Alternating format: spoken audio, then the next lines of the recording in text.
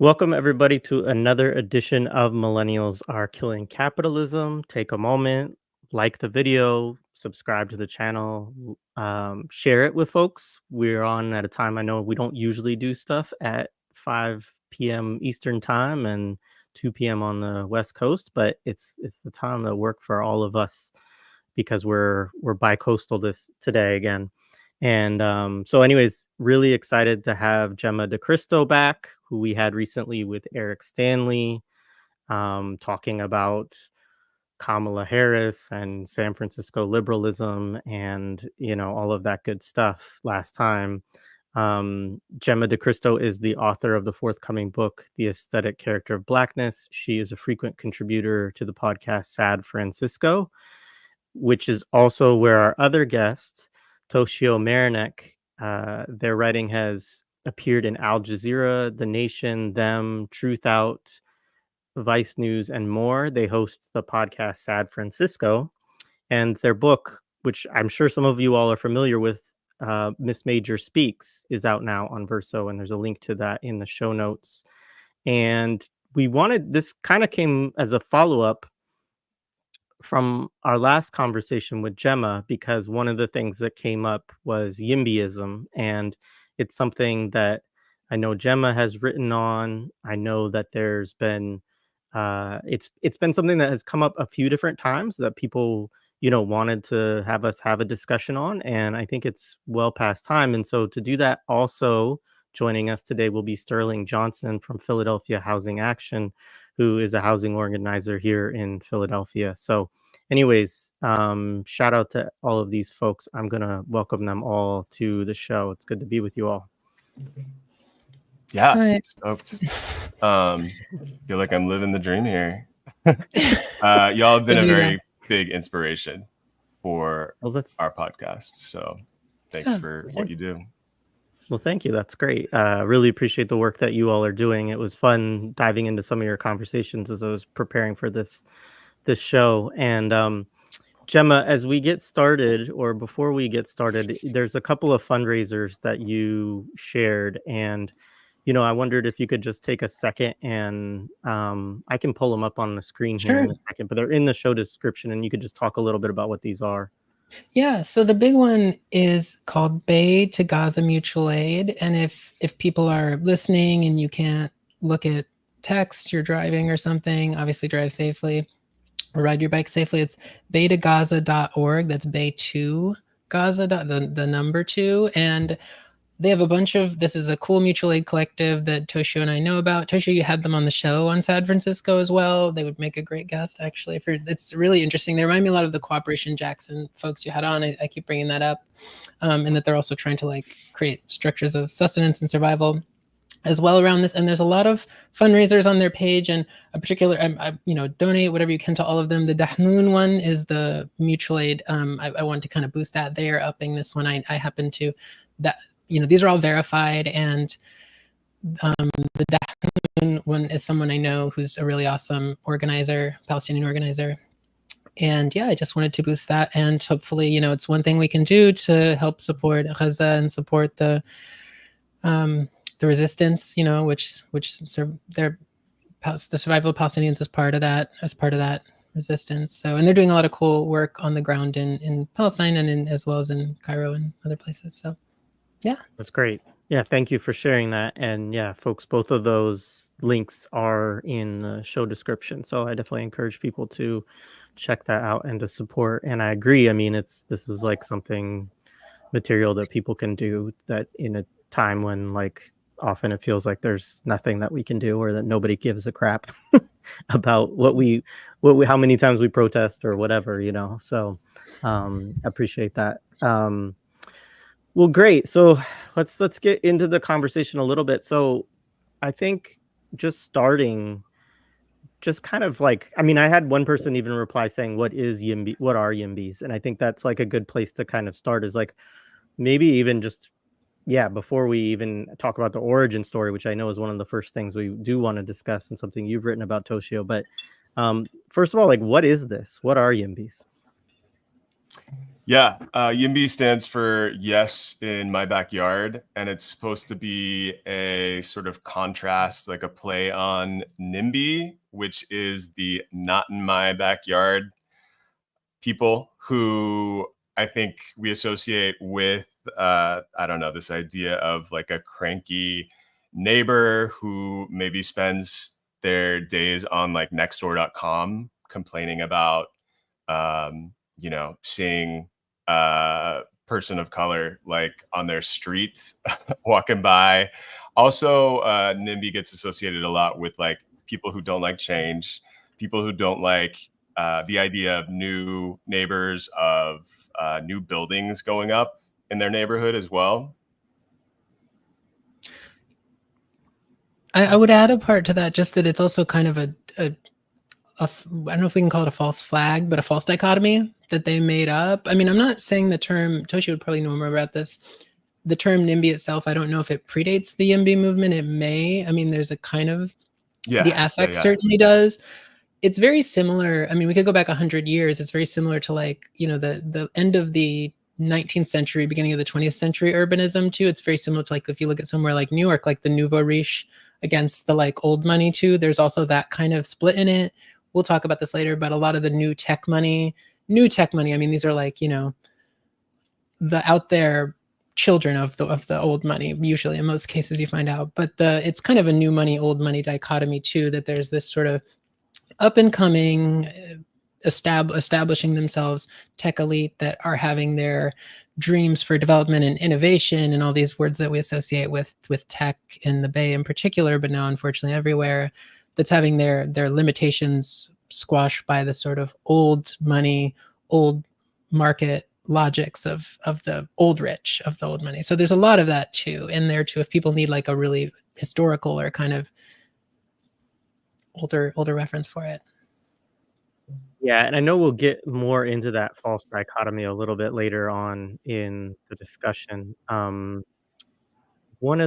let's talk about the origin story a little bit, because they do come out of the Bay Area, and so kind of where did this first show up, and where did it come from? What are some of the basic arguments that these folks used in the beginning to kind of create this movement? And I'm putting that in air quotes, who can't see me.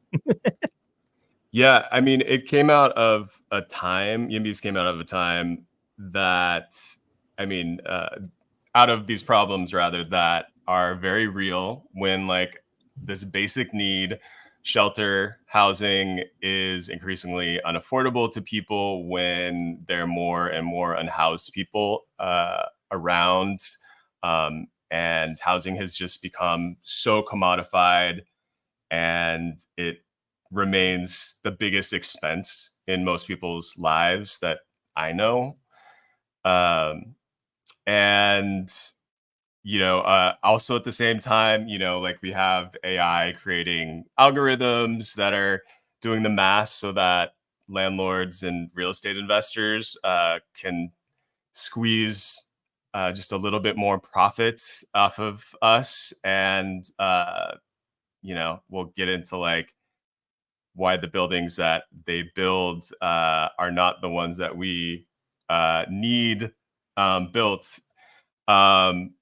But, a lot of people in the millennial and Gen Z generations who maybe believed in this American dream of like owning a home, I think now understand that that is not really a reality that for most people.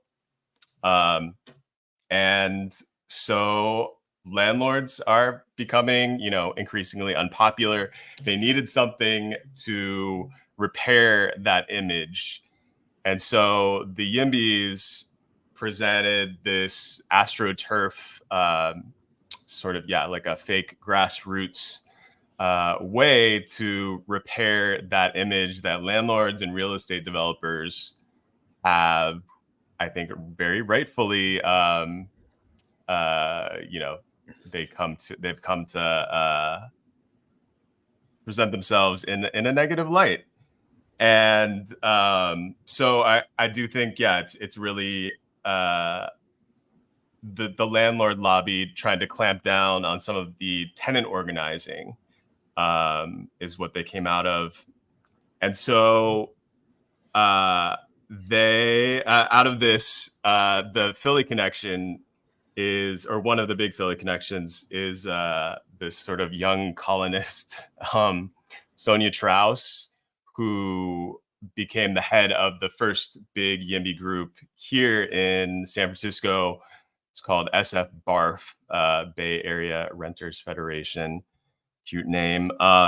So she is from Philly. Her dad is a landlord in Philly. She actually had a restraining order against her from a Black neighbor in one of the neighborhoods that her dad had bought some property, because she was, apparently she was the new neighbor and yelling at one of the people that had lived in the neighborhood for quite a while. This was in her 20s. She, at some point, moved out to the West Coast.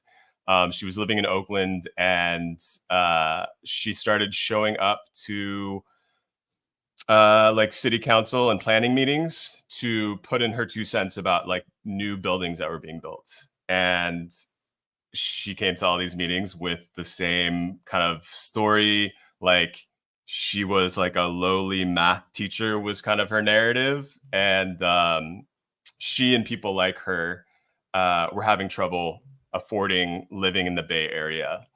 And,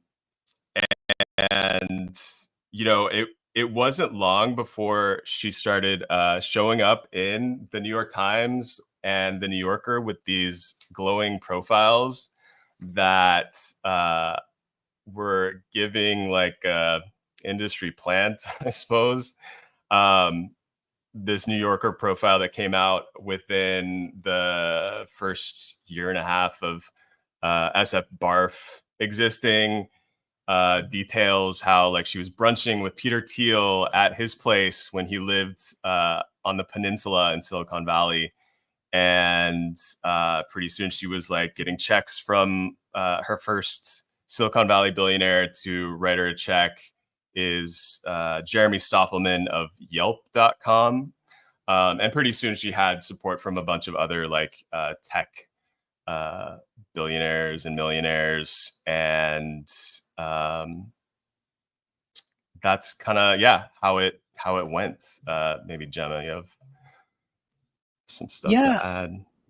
I would add some of the kind of, it's a good, maybe also a helpful context is post-2008 housing crisis, which would relate to people who don't live in just the Bay too. And obviously this is particularly central to the Bay, especially, Oakland was hit very hard, as was San Francisco in the 2008 housing crisis. I think it's also part of this. I know a lot of your episodes have to do with kind of like relationships to imperialism and things like that and broader economic trends. I think it's a really helpful context if this is interest listeners to understand YIMBYism also as this kind of micro financialization scheme too, that, for the 2008 crisis, you see kind of like the exhaustion of using people as these sort of avatars for debt with housing, right? And we see this now, why people, let's say, I'm going to say our collective age, even if we're different ages, millennials, this is in the podcast, and younger generations can't even use debt to buy houses right now, like to a degree, right? Even debt is not a viable economy when it's enacted through people.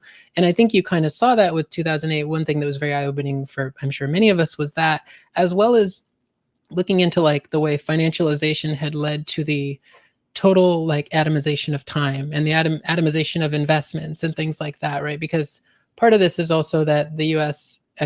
economic interests and a lot of the other globe are becoming kind of hedged in a little bit by countries like China and things like this. So I think one of the ways we could also look at this movement and why it became so viable and why it interested people like Peter Thiel or Stoppelman is like, it was a way to further marketize and speculate upon housing in a way that had kind of been affected. I'm not going to say dashed, because obviously we know none of those financial institutions took, or at least the people behind them took any kind of drastic hits in the end. But it was definitely a way to kind of extend the logics that we saw in 2008.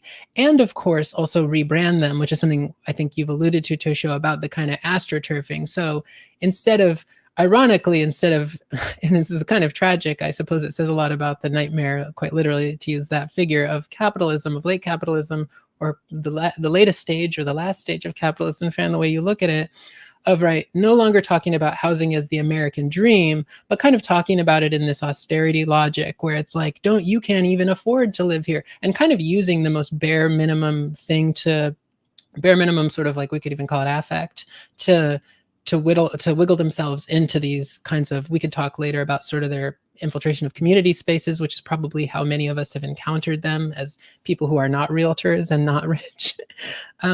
So there's a lot of YIMBYism also, and we could talk about sort of what Toshio alluded to too, not only why the houses they build are not for us, but why they're largely meant, and I wouldn't even call them houses, I would call them, they'd probably call it housing, or they'd probably use the word housing stock, why the housing stock they build is intended to remain vacant.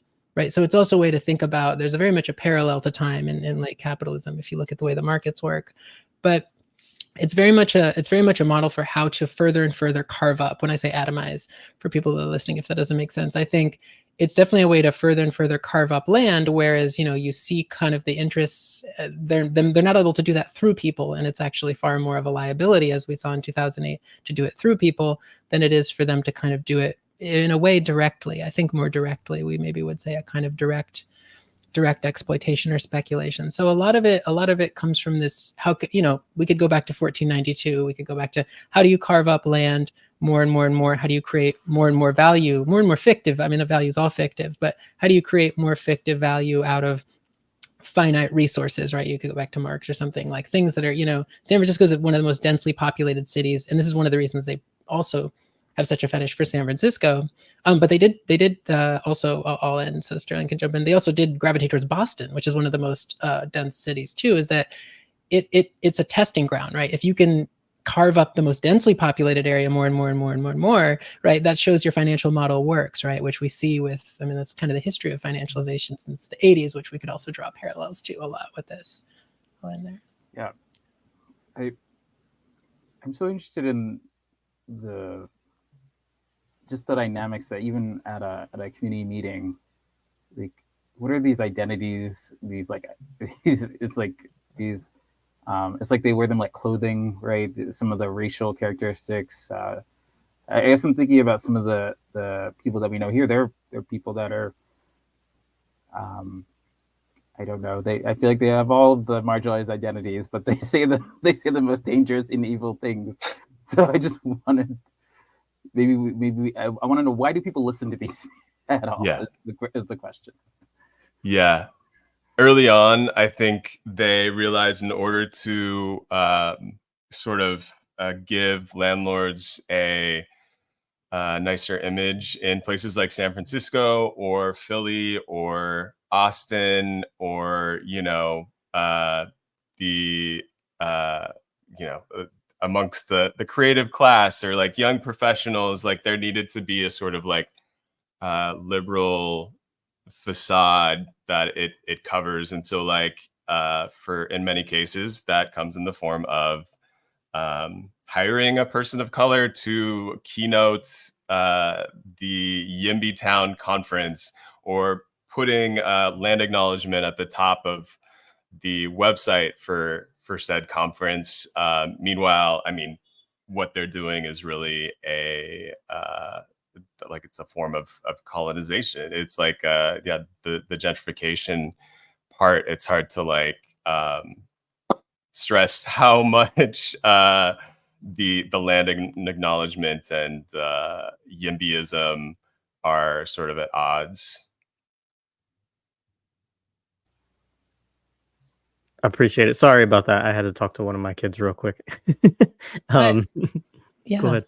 Oh no, I was gonna say, while I was frantically moving for people watching this, there's a great quote from Sonia Trauss that is very, Toshio will know this, that is kind of alludes to part of what you're saying, and I think something, I'm gonna see if I can get the quote right.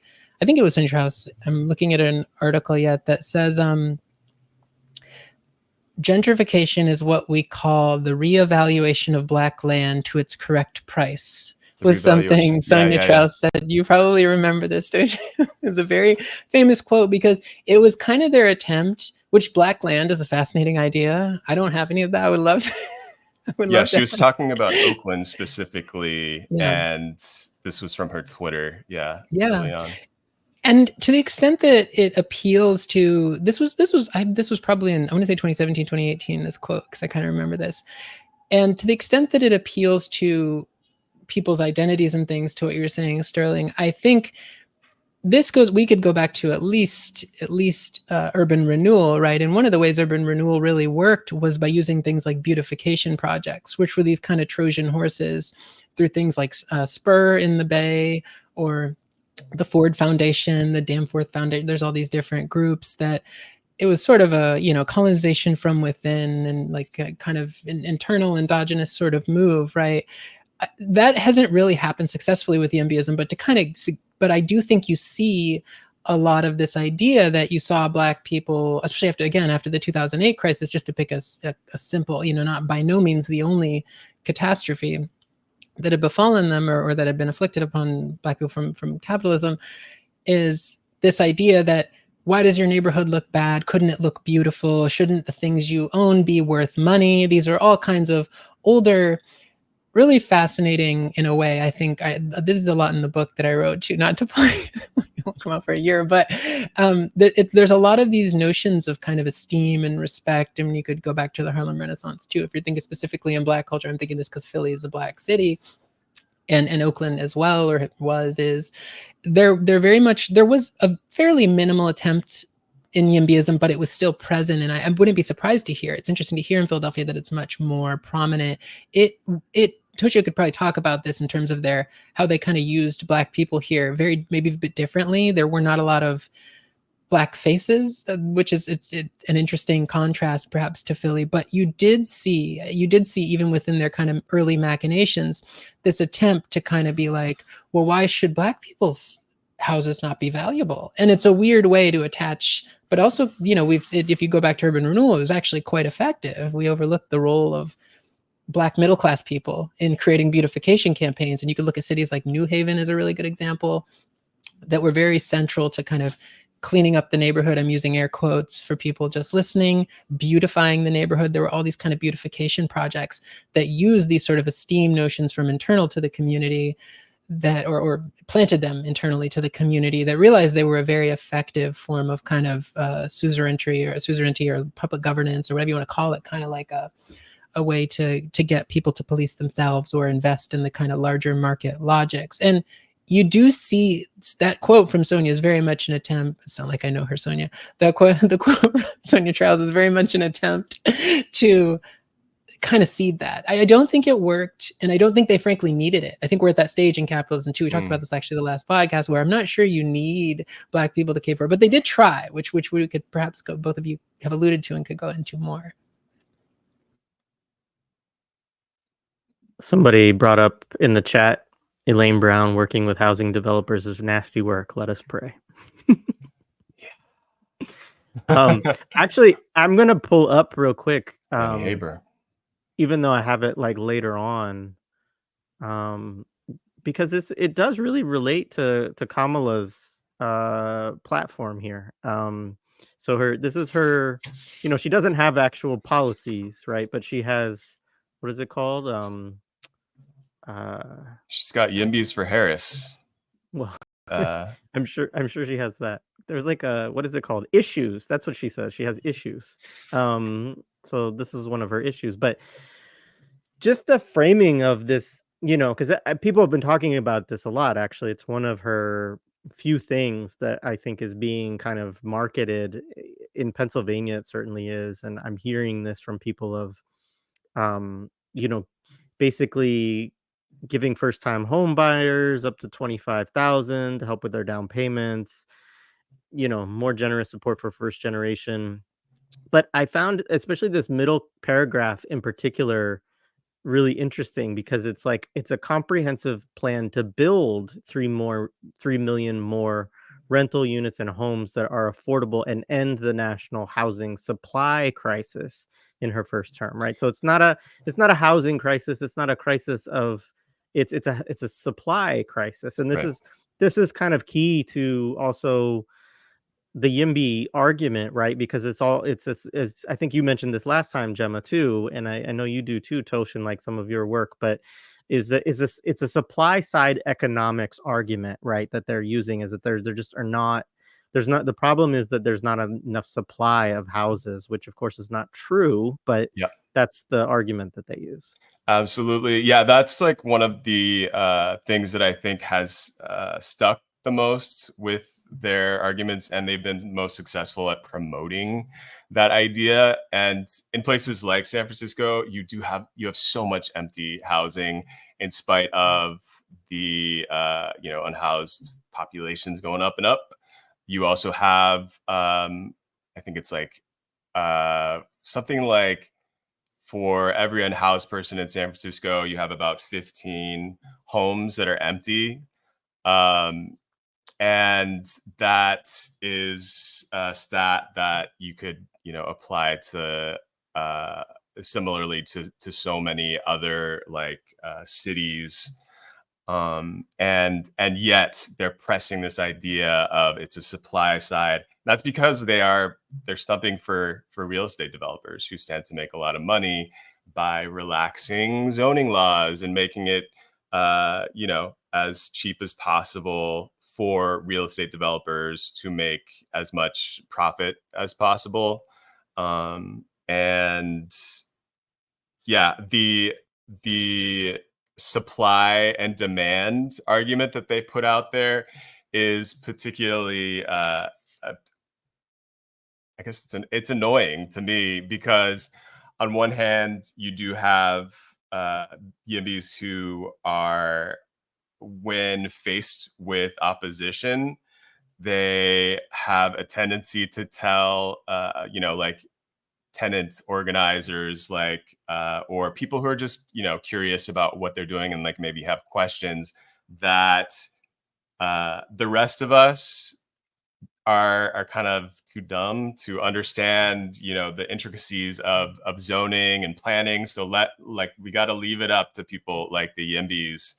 And yet their arguments are these tired old Econ 101 arguments about things like supply and demand, that it is actually more complicated than supply and demand. The reason why we have so many unhoused people on the streets, and simply by building more market rates, luxury condos, market rate means luxury effectively in a place like San Francisco, where if you bring in a market rate developer, generally the people who live in a neighborhood are not going to be able to afford those new market rate homes. So yeah, I mean, it's particularly annoying, that argument, but they've been so effective at spreading it.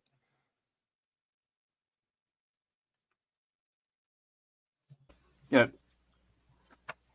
I just want to bring up this idea of value, and I kind of, maybe you've had this experience where they seem to be yes in my backyard, but the only thing that they're yes to is luxury freaking housing. Yeah, it's like, so if there's like a treatment center, no, they're not yes in my backyard. It's totally. It's like they totally change that, and it becomes this like weird. I'm just gonna say they're eugenics, it's fascism, it's like all these things easily. When they say get rid of people, like they mean get rid of those people, and we know what type of people they're. That's why I'm just like, I don't know, maybe. Yeah. I just want to put some statements to I don't know, we're talking about YIMBYs, but we're talking about at least here in Philadelphia is I'm a little hyped because of the things that have been happening in the last 2 weeks, even, is rounding up people that are experiencing homelessness, that are using drugs on the street, and putting them in boxes where they're going to die, where they do die, where they have died. And there's the two people that did die were Michael McInnes and Amanda Cahill. That just happened recently, and I mentioned that the last time, but it's just really good to. I just want to start the idea of what are we up against? Because they're not just cute little. That isn't. I don't know. It's just not. When we say YIMBY, it's almost shades what is actually happening. So I just what are we talking about? Yeah, it's interesting, the fascism angle, which Toshio, you had an article an article I wouldn't say I changed about this, which you could speak to if you want to. There was this probably in 2017 or 2018, there was this like video, and I want to say it was from the UK, but it might have been in the US. And there was this, it's very similar to the democratic logic. And all this is also kind of part of, the last time we talked about Harris, it's like how right-wing ideas become the Democratic Party, right? So we're seeing this now in lots of different ways. And they also adopt this language, which speaks to something which we haven't, I don't think we've used the term yet. They kind of adopt this like big tent. So they also tried to do this weird diversity thing within their own kind of identity. Like I'm a left YIMBY, they're all fascists. And there was actually this interview, and I think it was in the UK. It was like a video, and it was like, we're a group of YIMBY students. I'm a neoliberal YIMBY. I've never heard anyone positively identify as a neoliberal, which is very fascinating. And one of them was like, what's your politics? Mine's that I want more housing. Mine's that I want better public transportation, those things. And then they interview this one kid, and he's like, I just want the trains to run on time. And it's like, that's I don't even know if we call that a dog whistle, because it's a pretty unsubtle, which they didn't run on time under Mussolini, just let's clarify. But it was one of those examples where to your point, Sterling, too, there is this, it's funny because it's not actually what happens, again, and we could look at fascism too, but there is written into it, and you do see people get sucked into it from a public transportation angle around this, especially a lot of people that exist primarily, I don't want to say primarily online, I guess, but in a kind of hyper rationalist space where people are a means to an end and not an end of themselves kind of objects, very instrumental rationality, where there is this idea of absolute efficiency. And it kind of speaks to maybe what you're talking about this like kind of the absolute efficiency of navigating the city, of I don't want any homeless people in my way, right? My way, my backyard, everything's my.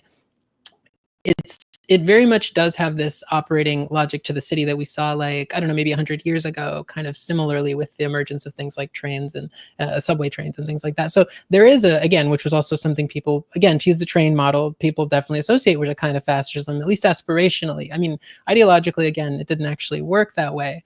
But there absolutely is this idea that what unhoused people are to the YIMBY movement is, they can't use them for the production of value, right? They can't, we're no longer lending to many of these people are people who were, screwed over in the 2008 crisis too, again, to bring that, just to like use a simple, many people on the streets of San Francisco were evicted, were foreclosed on, all that, especially Black people. We see a really disproportionate representation of Black people in the unhoused population in San Francisco versus the, infamously 3% or low percentage of Black people that count as San Francisco's population.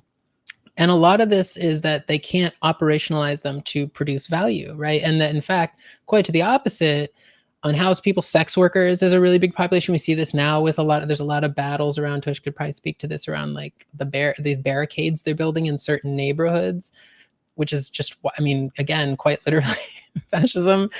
There is this sense that we can no longer extract value from these people. So how can we remove them from the space we want to carve up in order to create micro values, which again, it's kind of the tragedy of it, like you alluded to earlier, Sterling, too, is that you can get housed people on board to target sex workers. You can get them on board, even if they're Black and low income, whatever.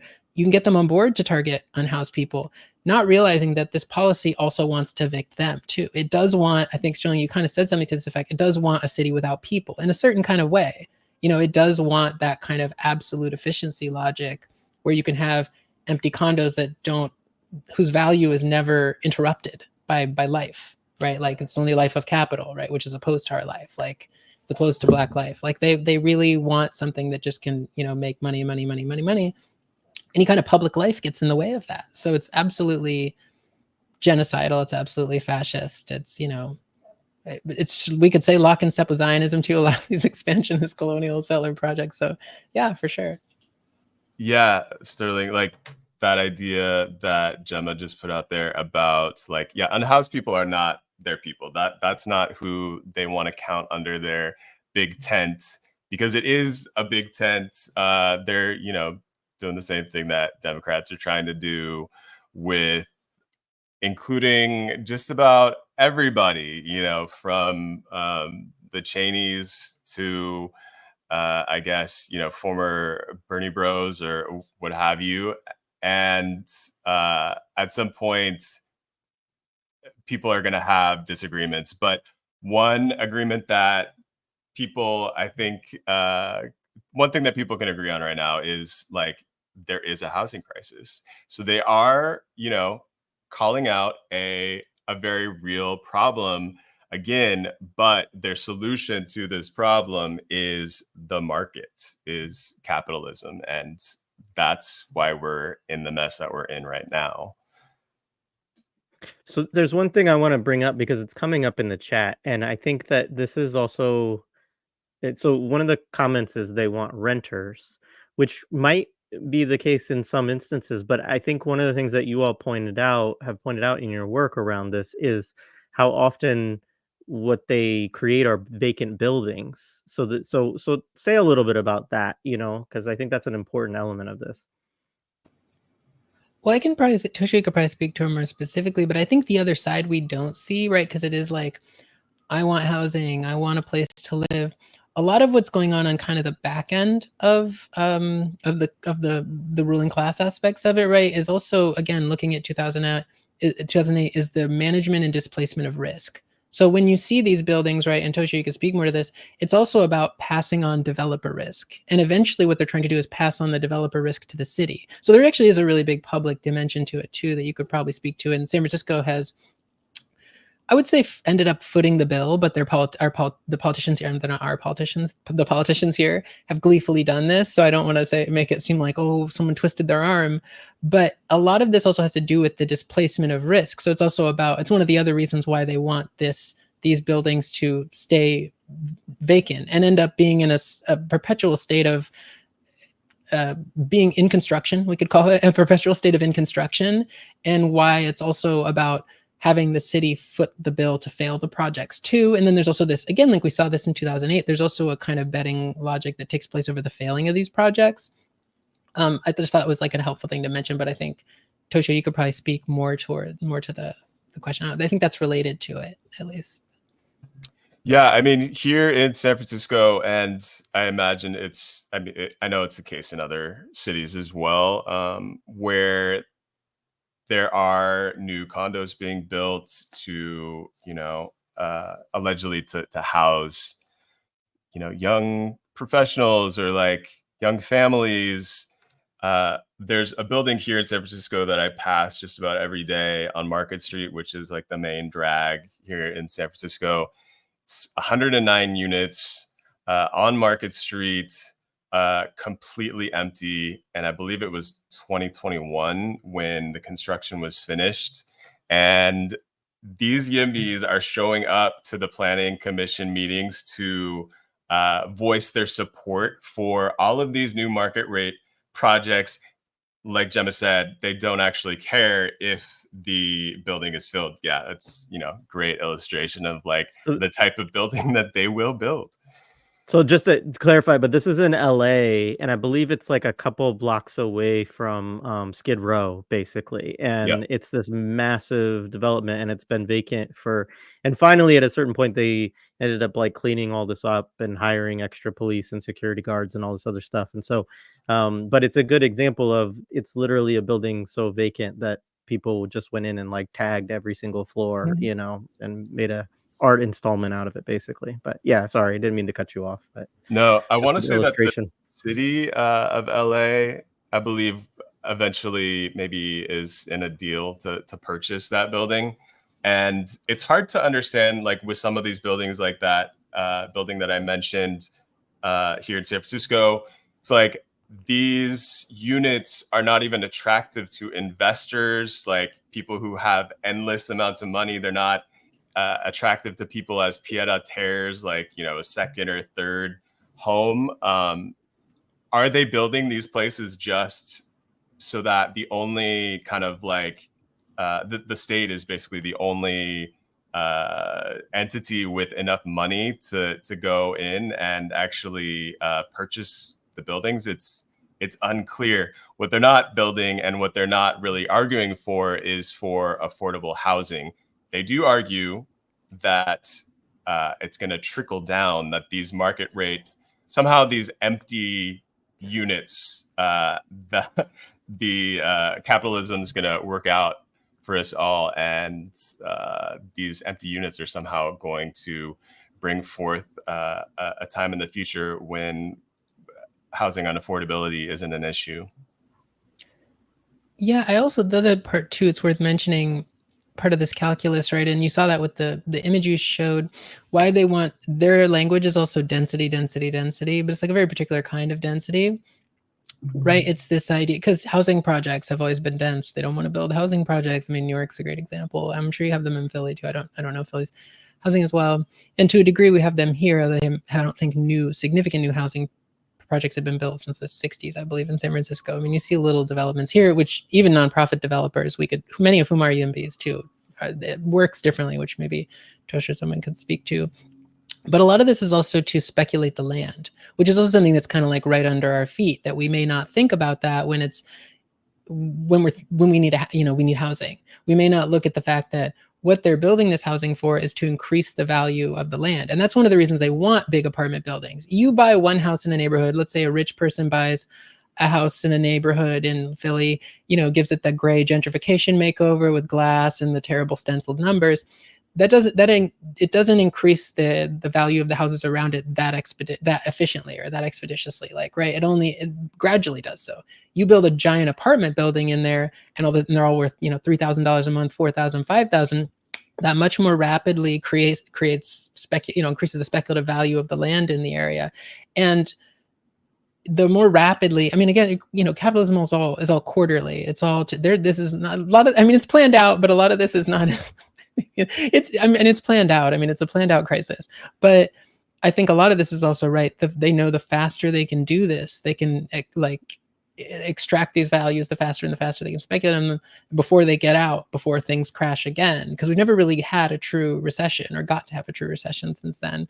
So I think that's also that is one of the reasons they do these projects that are intentionally made to stay vacant, because they're actually ultimately more valuable to them than they are if people rent them and they sublet them, and so part of it is to speculate on the land. And then the other argument, which I think they will try to use to get into kind of leftist spaces, is this sort of idea of, or sort of more I don't know, social justice oriented, whatever, maybe kind of liberal nonprofit spaces, is this idea of mixed income. They're like, oh, well, we'll build a building and we have to have some rich people. You meet people who don't have that critique, I guess. There have to be some rich people. And they kind of invent this civilizing project of mixed income housing, which is, they're tearing down a housing project in Potrero Hill right now to do this in San Francisco, which is a historically Black housing project. Is part of the idea is one, this kind of, I don't really think the civilizing project is as much important, because I think it is going to be empty. It is more about leaving places empty. But part of it is also to create an area that's so valuable that poor people can no longer actually live there, right? There's more police. There's more stores that do not let them walk around. You can't loiter, in quotes. You can't be vagrant. You can't look a certain. So it's also this way to kind of colonize the rest of space. I guess that's the point I was sort of getting at. Sorry to belabor that, but yeah, that's also really central to this. It really is about how can we use housing to colonize the rest of space. And so we do, for example, with YIMBYs, I think it was the first generation I saw in San Francisco where you had dormant buildings. But I don't know, maybe Toshi, you've lived here a bit longer, like things like Nima, which was one of the first big ones, I think, on market, where you started to see doormen. So you did kind of see this really tight connection between policing, in addition to houseless sweeps that we're talking about. So you definitely saw this really blatant attempt, and we actually could even talk about this as being part of YIMBYism too in San Francisco, is office space was also another way to do that. So there also was another way, but this is also a tricky one because they have a kind of anti-office space politic in their, it's very, but it was also a way to kind of like, how can we further colonize public space? And the city was very involved in this as well. Yeah, and I did want to, maybe this will go on, Jemma, but we're seeing that in Philadelphia with the use of these just other entities, right? Whether it's university, here it's an arena, in Brooklyn, it's like the arena, especially, here in Philadelphia, there's this idea that they're going to have this arena that will, make jobs or do something. I don't know, it won't, right? And people were like, well, they want to, I don't know. I guess the whole point is that is to bring value to the land. That's the only thing they care about, is getting rid of Chinatown.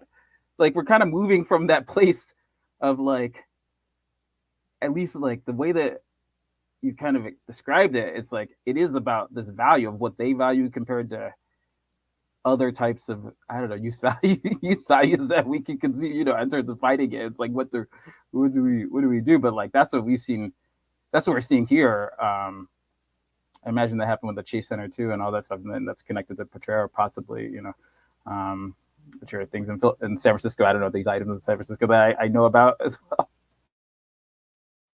Well, and you've had bigger. I mean, there was the. I mean, I know the Giants. The San Francisco Giants field goes back a while now, but then there was also the Warriors moving to San Francisco. So yeah, it was the Chase Center, which you're talking about, Sterling. Yeah. So yeah, I mean, go ahead, either of you, if you have thoughts you want to respond to that. I can jump to the next one if you don't. Well, I can think the other part to mention is kind of what you said about the jobs part is everyone experiences this, I'm sure, is also it's a way to navigate wage freezes, which have essentially happened, right? So like it's the other thing where you're like, it'll bring in workers and you're like, there is no way someone, you know, selling candy at Chase Center is gonna be able to live in that area. There's no way. They're commuting from like, you know, Vallejo or Hercules or I don't, you know, like for a job that pays nothing. So they're paying more, right? It's precipitating a wealth gap or a class, you know, further class division, right? Like they, for a job you used to be able to maybe live in San Francisco and do, right? Like let's say working at an arena, you know, there was the Cow Palace years before that. We'll could use that as an example, like, you know, selling candy, being a candy vendor or a food vendor, making very little money. You used to at least be able to live in the city, so your transportation costs weren't $1 million, you know, weren't an incredible amount of money, whatever it is. Now you're living in like Vallejo and you're doing that, and the land is becoming more and more valuable, and your wages are staying the same, which is another way of saying they're going lower, which is actually, you know, they're decreasing, which is actually how we should talk about it, which is also all part of this, right? They know that they're never going to increase wages, right? That's something that we've seen them fight in every job in our profession. So it's also why, you know, this, all the kind of housing stuff is a lie about the trickle down thing, because they're never gonna, a candy vendor or a service worker, a server is never going to be able to just to pick that job, you know, is never going to be able to afford to live in any of these places. So it's kind of a way to obfuscate or like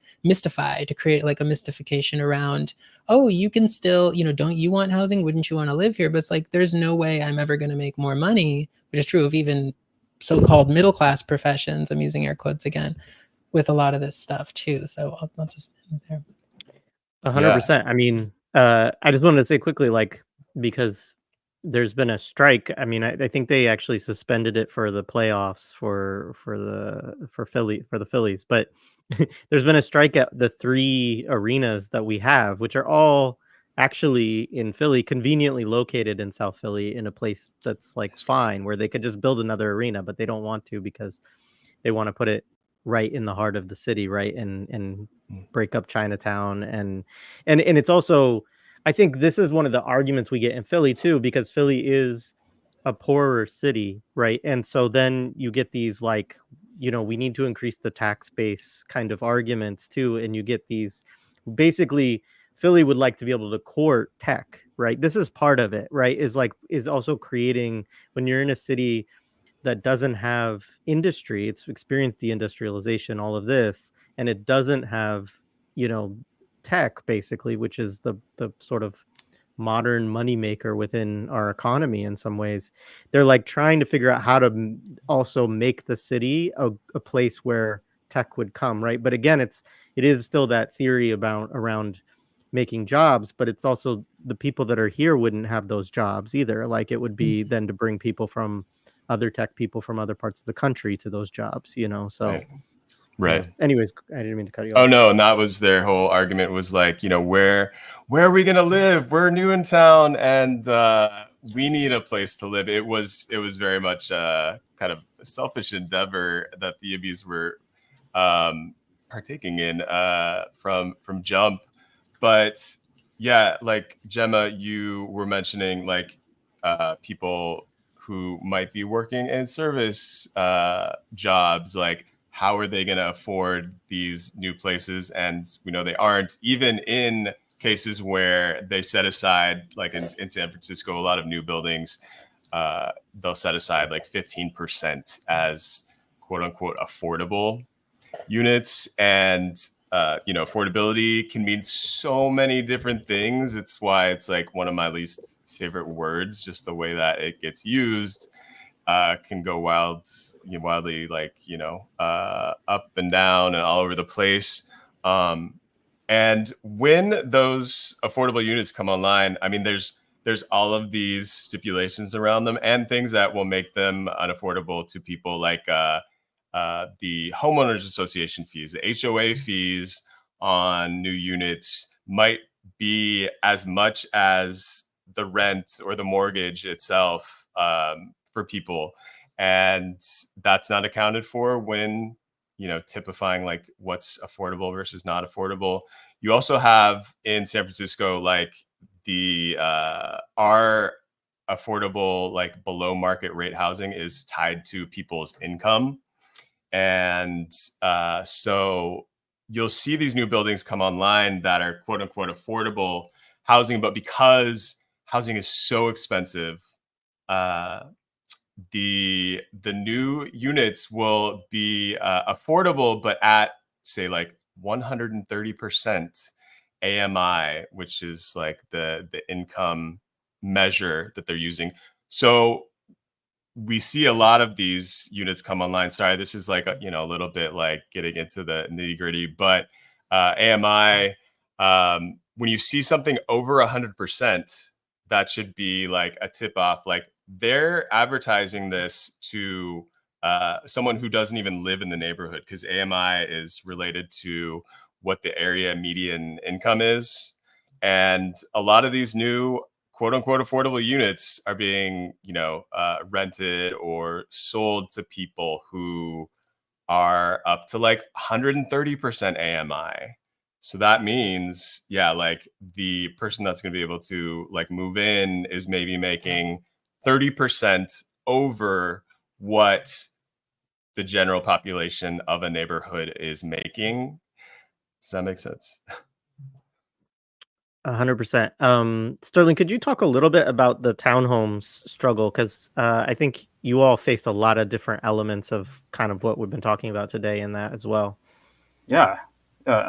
Generally, University City Townhomes was about one of these contracts that happened during the Reagan years, where they were moving towards having these time limited contracts. So one of them was signed in 1982, well, earlier than that, but it was built and constructed, and it was going to be going to expire 4 years after that. So, and that is now. So now it's our time to fight, and it was one of these things where, because University of Pennsylvania and these other biotech companies have made the land so valuable, it is very hard to keep the housing. Even with the stories, the rallies, the protests, everything, there's an ability to kind of negotiate some sort of amount of money to move out, which was good, and that's successful. But like the thing that people that I guess are beyond us or whatever, they'll be like, those people are getting out of that place though, because that is going to be that place. The land was worth $100 million on whatever market that So like, we would talk to all the people that were getting tax credits, of course, which doesn't even meet the needs of the people that I know. Tax credit programs in every single state don't. But even in that program, it would get towards like 29 to 50, right? And there was no way to win. And we talked to every single person, every single politician, and it is the politicians that actually create that way for them to even make that housing, possible. And they were just like, no, we can't. They're like, you need $50 million more to keep that housing. So how are you going to do that, right? And honestly, yeah. Go ahead. Yeah. Just what we see is like these politicians, like the number one source of funding for their campaigns is real estate. I mean, in San Francisco, it's like tech and real estate, but real estate is always up there. Yeah, and it was interesting because even, I guess not that interesting, but like it was telling that like across the street, there was some sort of tech company that had engaged in, I don't know what the financial scheme is, but that got them to the number to actually keep this like large 400 unit senior building available. So they just redid everyone's kitchen, right? That's all there's housing is available. Like there's no way to, why are you demolishing housing when they're going to have, it doesn't make any sense. Yeah, because somebody's not making as much of a profit otherwise. Yeah. We could also, well, I won't talk about a lot the tech example. I'm going to plug something, Toshio. There's a San Francisco episode where we talk about the Twitter tax break, which is a little bit related to what you're talking about. And Twitter was very instrumental, and I know everyone uses Twitter, so it was very instrumental to like the economic devastation, the sort of anti-Black plight of Market Street. I won't go into it. I mean, Toshio, you can talk about it if you want to. And it's interesting now because I think we're in the area, we're now in a kind of economy where tech is, it's again, they've never let an actual recession or a financial collapse happen, right? So, I mean, or I guess is, we could use the word. So tech is crashing. It's, we see all this, and a lot of economists have predicted this, and especially things like crypto and whatever the new thing is, AI will be in the Bay. And we've seen this. They've also tried to make a place called AI something, I forget, like the equivalent of Silicon Valley, but an AI, maybe Toshio, remember the name? It's, hopefully we don't, because it'll be gone. And now what we see more, which I think we alluded to in the last time we spoke, Jared, was like, now instead of there sort of being this positive language around tech, it's more like a negative language around removing crime. And the city is instrumental, and at least in the Bay, where it's less talked about in terms of courting sort of like positive, quote unquote, positive economic gains of tech or industrialization, probably because they partially don't have the money to build these kinds of things, and they would have to build things like better. The BART is worse, it comes less infrequent, it has more police, all these things that they would actually have to end up having to change or navigate. Now it is much more like, and city officials are really instrumental to this, more visibly so than they were perhaps with like the courting tech part, although we could talk about that too in the Bay. But they're very visible and kind of, suggesting that crime is the reason for this sort of precipitation of economic collapse, and that clearing crime from the area is how we'll create the kind of real estate values or create the housing that we need, or have the house, and there's no, of course, in a rigorous way or whatever, or meaningful way, connection between houselessness and so-called crime, or I guess we can call it crime because that's what the state calls it. But yeah, I would say that, what you're talking about with the Twitter tax break, which was basically a big subsidy for tech companies to enter a neighborhood in San Francisco that they weren't previously a part of. And all of these promises were made, like, we're going to hire a ton of people locally. There was a local news organization that did a survey of like these big tech companies that either didn't get back on whether they hired people, or they hadn't hired a single person from the neighborhood. It really is like, Jared, you were mentioning, like they're trying to attract like this tech talent, regardless of where it comes from, and oftentimes that's not benefiting people who live locally. So Twitter and some other tech companies got a huge amount of money to enter this neighborhood. It's like 10 years later, and Twitter just left this giant building on Market Street that now is empty. I did see that, unfortunately, Atlanta is doing kind of the same thing to try to lure Elon Musk to come and bring his jobs. But like, that is going to be so temporary. None of those people are going to have any kind of investment in seeing the neighborhood bloom, as they, always try to say that, they will. And it's a shame. Yeah. Like, I wish Atlanta, someone had learned from the mistakes of the Twitter tax break here. Cause like the city was down like $90 million in tax revenue. All of these tech people were going to the tech HQ. They weren't like visiting local business. They were like eating at the HQ, in the cafeteria at the HQ. They were buying stuff on Amazon and having it shipped to their house. They weren't like, you know, having any kind of interaction with, for the most part, with the neighborhood. So now they are, for the most part, gone, and not unhappy to see that leave.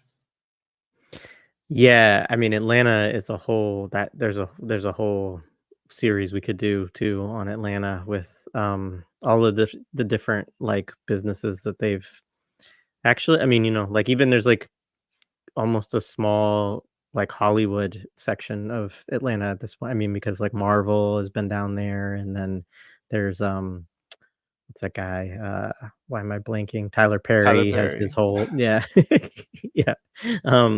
Yeah, I mean, but there's also starting to be like electric cars and things like that being built down there. So maybe that's part of why maybe Musk is going to move Tesla and Twitter, you know, like who knows? That's a pure speculation, but it is yeah, so these cities, that's one of the things is these cities are competing for these few small, you know, but it yeah, it does nothing for, I mean, all it does is displace people.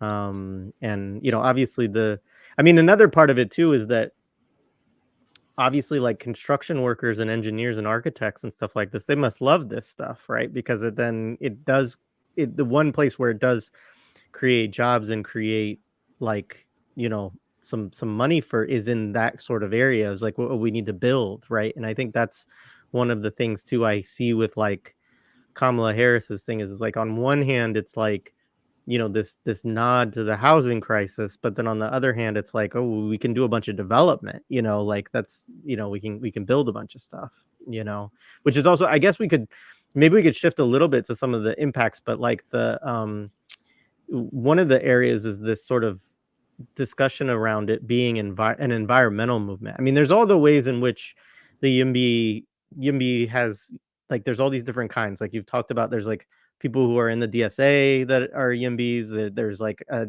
YIMBY socialists, as you said, neoliberals. I have encountered people who self-identify as neoliberals. I'm always like, okay, we can't have a conversation. Like if you are consciously like, yeah, that's what I believe, then okay, we're not going to get along. But I mean, which also says something I think quite remarkable, that you have people who would be self-identified as socialists, you know, saying like, yeah, we can be under the same tent with people who like whole existence has been to like go after social democracy and the left. But let's talk a little bit about the environmental impacts of all of this too, is one of the things I wanted to discuss, because like you made the point, Tosh, in one of the episodes that, you know, this kind of becomes branded as climate friendly sometimes. And of course, it's very much not so. So I don't know, maybe we talk about environment and some of the branding issues around all of this or whatever. Yeah, I mean, hands down, like new construction is the top polluter, like carbon emissions wise, that we as humans engage in. So the argument that this is like a green movement it's just a pure lie.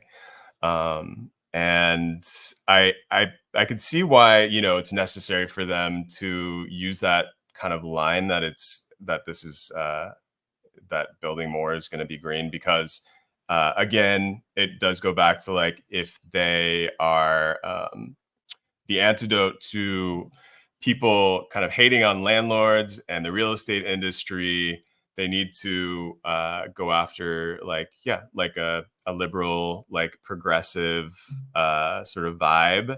And one way they can do that, I guess, is just spout lies about being green. Yeah, and they also, I mean, it's also one of the ways they get into kind of so-called leftist spaces. I don't know what the DSA opinions are in this. Just I don't want to. No. Well, I was about to criticize. You're totally welcome to criticize. Okay, I was also about to criticize builders unions, and I was like, I'll end up under a speed bump for that. So I think this is less dangerous to criticize. I think there's two reasons. One is like, you know, it's the kind of like ultimate class solidarity of what I would call Phi Beta Kappa activists, which is a lot of DSA, which is people that are like, you deal with this with a lot of DSA meetings where they'd be like, well, my friend's a YIMBY, and we were in frat together, or did Greek together, which it's kind of like you said about neoliberals. I'm like, well, if you did frat together, I think we're good on interacting. But there is very much this notion of like kind of liberal collegiality or whatever, that this was part of the there's definitely a social, it's definitely a social thing. Like this was some of the way they brought in kind of these DSA arguments, is like, we're talking about the same people. They're like, oh, that's my classmate. I went to school with Sonia House. I went to school with, whoever else was we could put out other names. I don't know if we should speak them into existence, but this part of this was that sort of like the proximity, it's a cohabitation, as Aristotle, like it's the proximity of politics. Like these are the people they grew up with. These are all the same, so I think you saw that more prominently in things like the DSA. I think they kind of overestimated the political value the DSA has quite humorously. But and I think it also is part of what Toshio, you alluded to earlier, that like the DSA was populated by kind of like, again, the uncritical term, but middle class people who were like, I'm doing organizing so I can buy a house. They've never been unhoused. They don't have like these, like pro houseless, pro sex worker, pro poor, whatever kind of language you want to use. Like, they don't have these kind of politics. They did look at YIMBYism, I think, quite frankly, and look and go, oh, this is like how I could get housing I could afford. So it's also that idea of affordability. Like, many of the people in the DSA in San Francisco were techies. So they were like, oh, I make, $100,000 a year and I can't afford whatever their ideal sense of housing is. With this, I could get housing. So I think that was a big part of the sort of, if any, the other thing I would bring up, because you mentioned this earlier, Jared, that you saw them on lines, that a lot of them talked about public transportation, which is a really big public transportation in kind of, their language of land use. Some of it is this weird technocratic God's eye fantasy that white people have that is very colonial. That's very, we could like think like Desserteau or someone like that. It's critical that, like you could go back to like any architect, Le Corbusier or any of these, 19th to 20th century architects that have this kind of God's eye view thing that I think also appeals to white people.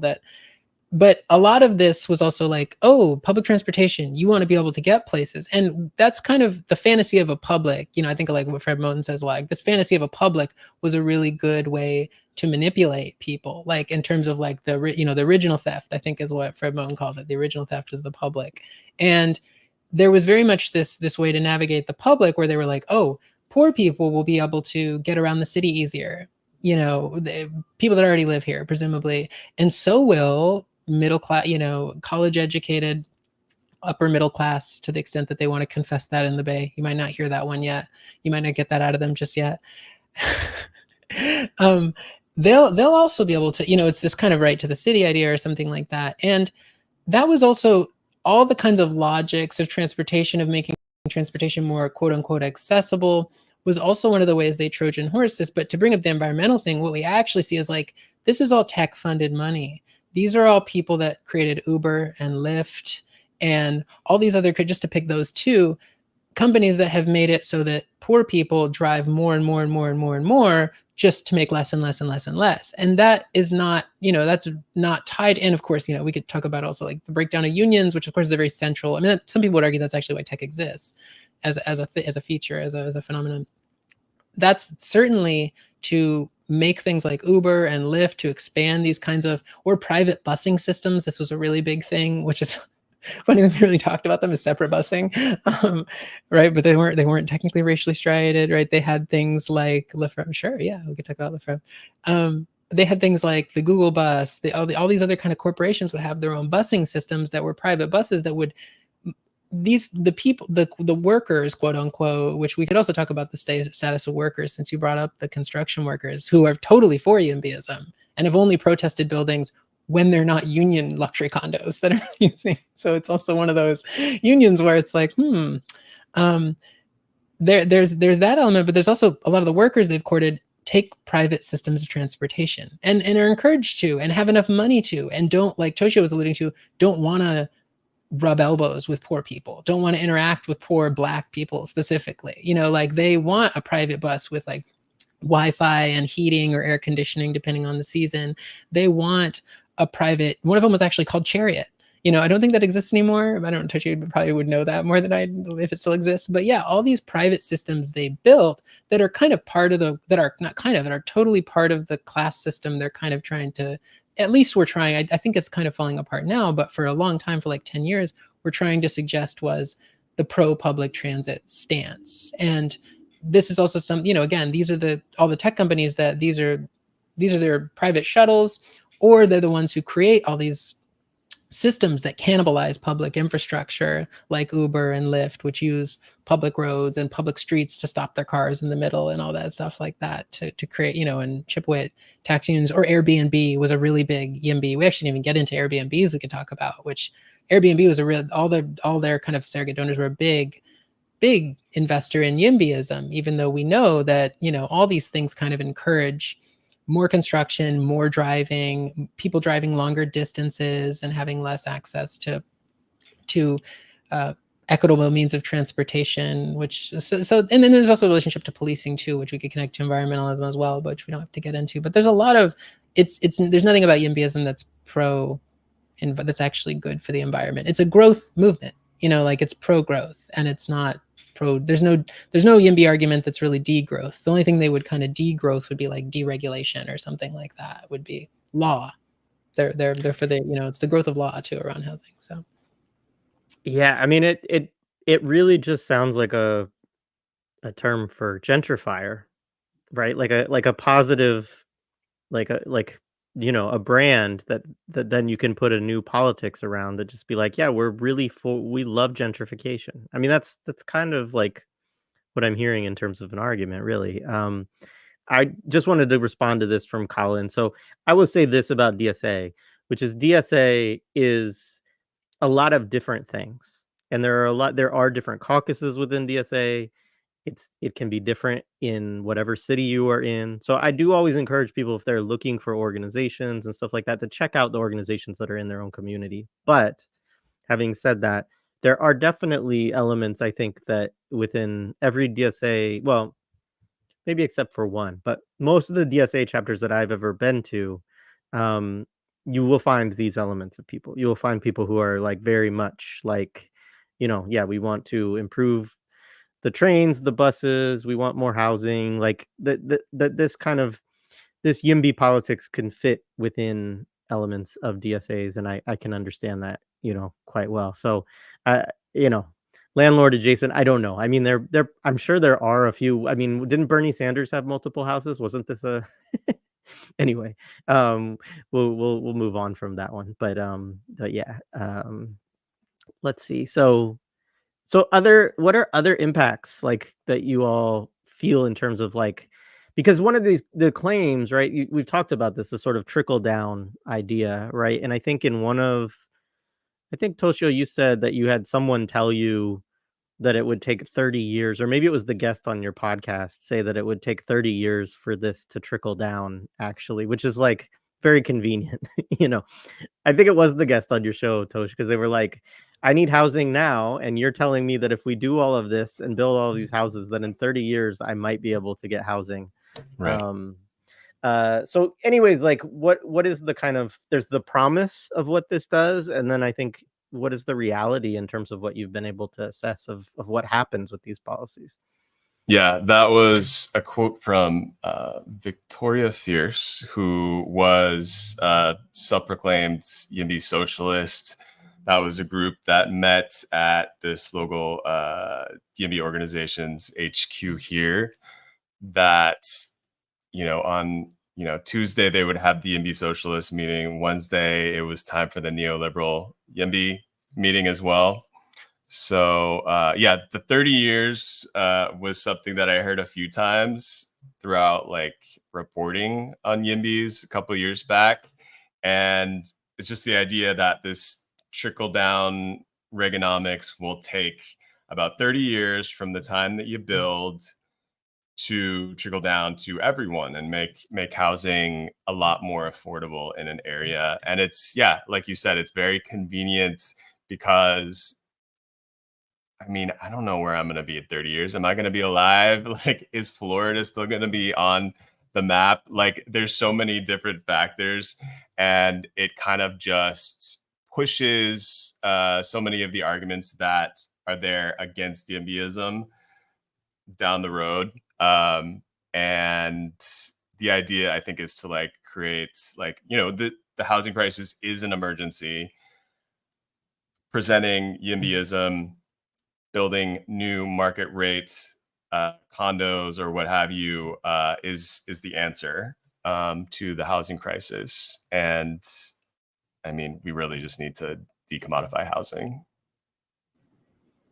It's just a funny, the last quickly say, the funny part of the argument is ostensibly YIMBYism exists because current housing stock has not trickled down. You know what I mean? It's like, you're like 30 years ago, actually apartments are more, like the apartment I live in is more expensive. It was not you know, or I mean, probably many, like you can see poor neighborhood, you know, this is you just don't have, it's very commonsensical. But again, it kind of has this like, I don't know, like vanguardist logic to it or something, where it's like, oh, poor, you know, you may live in a neighborhood and notice apartments got more expensive in 30 years, but you're wrong. Don't, you know, you don't understand things. Like, it's funny because ostensibly it would claim it's a reaction to the fact that housing built 30 years ago, so somewhere in the 90s, has become more expensive. So where do you see, you know, where do we see viable or like actual, we say evidence-based, to use evidence-based solutions? Where do we see those in their own logic? And of course we can laugh at it, but it's funny that it's just so immediately contradictory. Yeah, another place that, you know, one of their it's kind of like it's a libertarian politic amongst a lot of YIMBYs up here in the Bay Area, especially, like bleeds over into like tech as well. The sort of like anarcho-capitalism / libertarian politic, and the one of the things that you see both NIMBYs and YIMBYs against is rent control. And their argument is like, oh, we need to like deregulate to the point where you can't have rent control. You have to like allow landlords to do what they're going to do to their tenants. And any kind of regulation that maybe like keeps someone from being evicted is just getting in the way of progress. And they're sort of like techno-libertarian, techno-fascist, kind of the future that they have in mind, I think. Yep. And I think that I'm finding quite interesting. There's this Pew report that was kind of showing how actually people that made more money paid less in their, like, you know, on a monthly basis for their housing. And that I would say that kind of comes up a lot in a space like Philly, which is kind of like a secondary city, right? It has all these, I feel like there are these impacts that are happening like across city. Like I always think about San Francisco. It's like that we are not San Francisco. No, you have that is a place. Philadelphia, there are houses people can, but like oftentimes they're like bought up by people from New York, and we're seeing these other places that are being, I don't know, if you go to Lancaster, PA, it's like basically, it's like Brooklyn. It's like a tiny Brooklyn because they're kind of going out even to these, you know, these large cities like ours, these medium cities, which it seems to be having these things. And then I think I was finding it interesting when I went to, you know, I don't know, last year I got to go to, I was in Medellin and Mexico City, and they were like, get these Americans out of my freaking life. It was like this weird, this internationalism of that thing too, because I think we just saw like Mexico City pass some sort of rent stabilization, and I think we're just seeing something. I guess I'm not sure about the question there, but it's just having some ramifications that are affecting us all, really. Yeah, no, for sure. Yeah, on the rent issue, like the local YIMBY group, or I think it's California YIMBY, is the statewide group. The head of California YIMBY is calling for higher rents, actually, because we need to encourage like I guess, market rate developers to build more as his concept. And I mean, nobody that I know is calling for higher rents apart from YIMBYs with this sort of like yeah, it's such a pro landlord, pro real estate developer movement that, of course, they're coming out with these, increasingly, like, I guess, aggressive tactics, because what they've done so far has sort of worked as far as like stressing like builds, baby builds, and trickle down works, and like all of these things that these lines that we know are false. Yeah. The people. Sorry, it's like there's an idea that if you made a certain amount, that you would choose the higher rent, and like that does not happen. Right. People choose to pay $700, $800 a month. That's what they choose, and it's great for them. That's why they're in. I don't know, Central. I don't know. That's why they're always traveling. Yeah, and the other thing is, one of the reasons, actually, I think, kind of going back to the DSA question, one of the reasons YIMBYism was kind of, it's an interesting class antagonism that it kind of sowed within people who don't kind of own the means of production, or whatever you want to frame it, is that they framed rent protected tenants as a privileged class, right? And there's this awful tweet, I'm sure one of you remembers it from being on Twitter, where someone was like, I think they were a DSA, was like, rent control has created a hoarding aristocratic class, because like people in New York, for example, pass down their apartments, which is like, and so there was some video where some, I don't know, some white person was like, oh, I got this from my grandmother and she got it from, and so it's a really clever and effective class antagonism to create for people that just can't flat out buy an apartment, or basically the super rich or the rich, is to be like, don't you hate that, rent controlled tenants have a privilege over you, or so, like this idea that this kind of maybe sort of a privileged discourse. Because there's no way you can contort, I don't know, classical conceptions of understanding capitalism to say that a renter, as opposed to the landlord they rent from, is the one who benefits from these kinds of things. So there is like, and this is also kind of going back to something both of you have touched on, and Toshio, I forgot to bring up this point.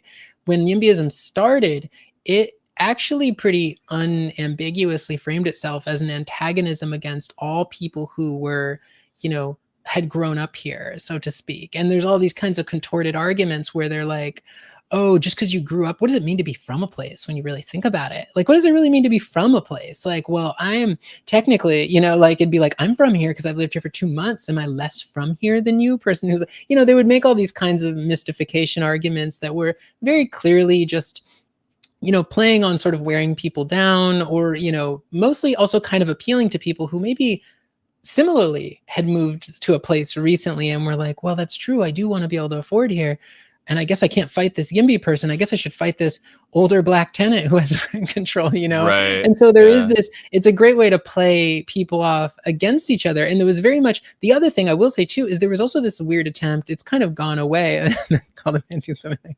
It's similar. I mean, YIMBYism, Zionism, they're very, you could see them being sisterly settler colonial logics. There was also this attempt early on. I think it's faded because it very went part and parcel to tech, was like, people were like, fuck these new tech workers, they're not going to move into my neighborhood. And people be like, that's really xenophobic of you. Because some of these tech workers are from Asia. Some of these tech workers are from, they didn't trot out the ones from France, or like, because you see so many people from Europe and in San Francisco, like from the continent, if I can use a black. You see so many from the Caucasus, from the straight out of the Alps. You see so many, European, but they wouldn't trot out those. They'd be like India, they pick countries that have like some, wealth gap, or more pronounced wealth gap. Sorry.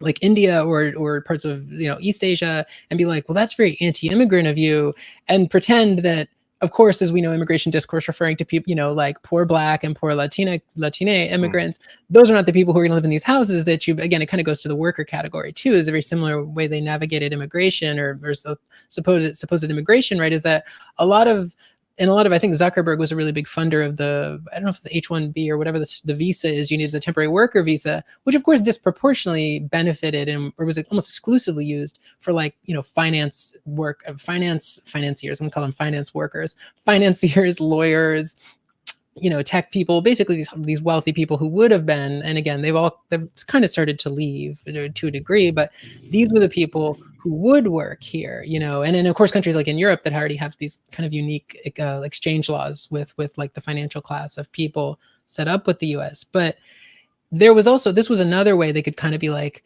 how dare you, you're very similar to Zionism, kind of appealing to a notion of like, pure like ontological victimhood of the immigrant or something like that, as if we don't realize like, okay, well, yeah, like there are wealthy immigrants, like that's like saying you're against the Pilgrims are immigrants, or like you can go to this kind of, or Columbus was an immigrant, is like their kind of Yeah, no, for sure. Like, I mean, I remember Sonia was calling people like low income, housing activists, like the nativists, and she was comparing them to Trump because of like the idea, oh, Trump's xenophobic, and you're by calling for rent control and things that might benefit people who exist in the city already, you're being nativist. And then at the same time, like soon thereafter, putting like land acknowledgements on the top of their websites. Yeah, it's pretty wild. I'm gonna pull up something real quick. I shouldn't even have done this to this person, but that's okay. It's too late. It's happened now. But so like this was like I wanted to use this to talk about the fake dichotomy of YIMBY NIMBY, because this is the argument that this person is making. For folks who can't see it, I'll just pull it off screen. But they're making an argument that Stop Cop City was garden variety NIMBYism, right? And so again, like this is I mean, one of the things that's interesting in like Philly is the thing that I would say is more quintessential of actual NIMBYism is the thing that Sterling kind of referenced earlier on, which is that there was a whole, like even the mayor and the state were ready to have like safe injection sites and stuff like this, and like building different structures around harm reduction. And of course it was the residents in various areas that were like, no, we're not going to allow this here. And then basically cops and really the same people who probably would fit into the YIMBY category, and a lot of times are the ones who are like, no, we're killing this. There's no way this is going to happen. And they lobbied against it and, made it toxic basically locally. But, thinking about, Cop City, like, again, this is something people are organized. I mean, Atlanta obviously is what they were referencing there, but, there's cop cities that are happening all over the country. These things are being built, and there's a lot of reasons why we don't want the police to have large urban training centers, like 100 of them all over our country. We have one of the most, heavily militarized police departments in the world already. And, they kill people on a very regular basis. Right. And yeah, again, like this is then treated, I mean, almost like the counter of that argument becomes like the sort of yes in my backyard argument of like, no, I'm fine. Like build as many cop cities as you want. Like, this is good. This is new development, I mean, and so I just thought that was interesting. But I guess part of what we should say too, right, is that we're not advocating, like NIMBY gets set up by YIMBYs as this sort of foil, but it's not a politic that any of us would adhere to. Right. And so I think it's also better to sort of say, what is the sort of actual politic for any and all of you to say in terms of how you relate to these movements? Like, what are you advocating for, and what are you trying to do within your own organizing and so on to differentiate from these false movements or whatever? Totally, because their platforms end up being the same. Like they're all like NIMBY, YIMBY, they're both against rent control. They're in so many cases like these groups are stumping for the same politicians in their voter guides. And I think the NIMBY, YIMBY, it seems like it's like an aesthetic distinction to try to contrast themselves with this thing that increasingly has a bad image, which is the NIMBY idea, and pitting, I guess, old versus young, when the distinction is just PR marketing.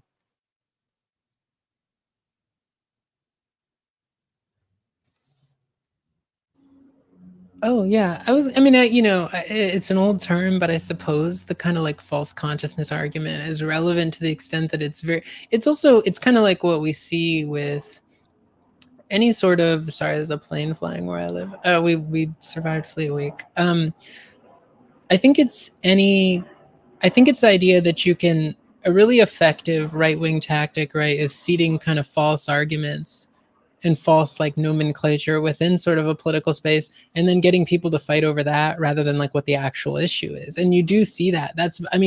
I really thought optimistically, I think Toshio would say I'm among the more optimistic people that we organize with, is I think I was like, oh, this discourse of NIMBY YIMBY will disappear because it's just so absurd. Anyone can realize it. Is that at best, at its most it's kind of most materializing in the actual world, it's like two rich people arguing against each other, which it kind of is, who ultimately don't really disagree at the same end of the day, and probably will come to some kind of like, compromise or synthesis or whatever, where and have historically, right, where most of the luxury condos will be built in poorer neighborhoods to increase the speculation of those neighborhoods. They won't be built in, I can use San Francisco examples. They won't be built in like Dolores Heights or Bernal Heights or in, the Pacific Heights, like in any neighborhood, not any neighborhood, but a lot of neighborhoods with the heights in them. It's always going to be in a poorer neighborhood where especially public housing has kept people from entirely speculating on it. So,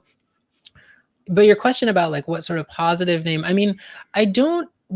think we've never, Toshio, you can say more. I don't think organizing wise, we've ever adopted the names NIMBY or, obviously not YIMBY, but we've never used the word NIMBY. I know there's a lot about, for example, of like degrowth. We talked about that when we were in sort of the meeting, the green room, we could call it.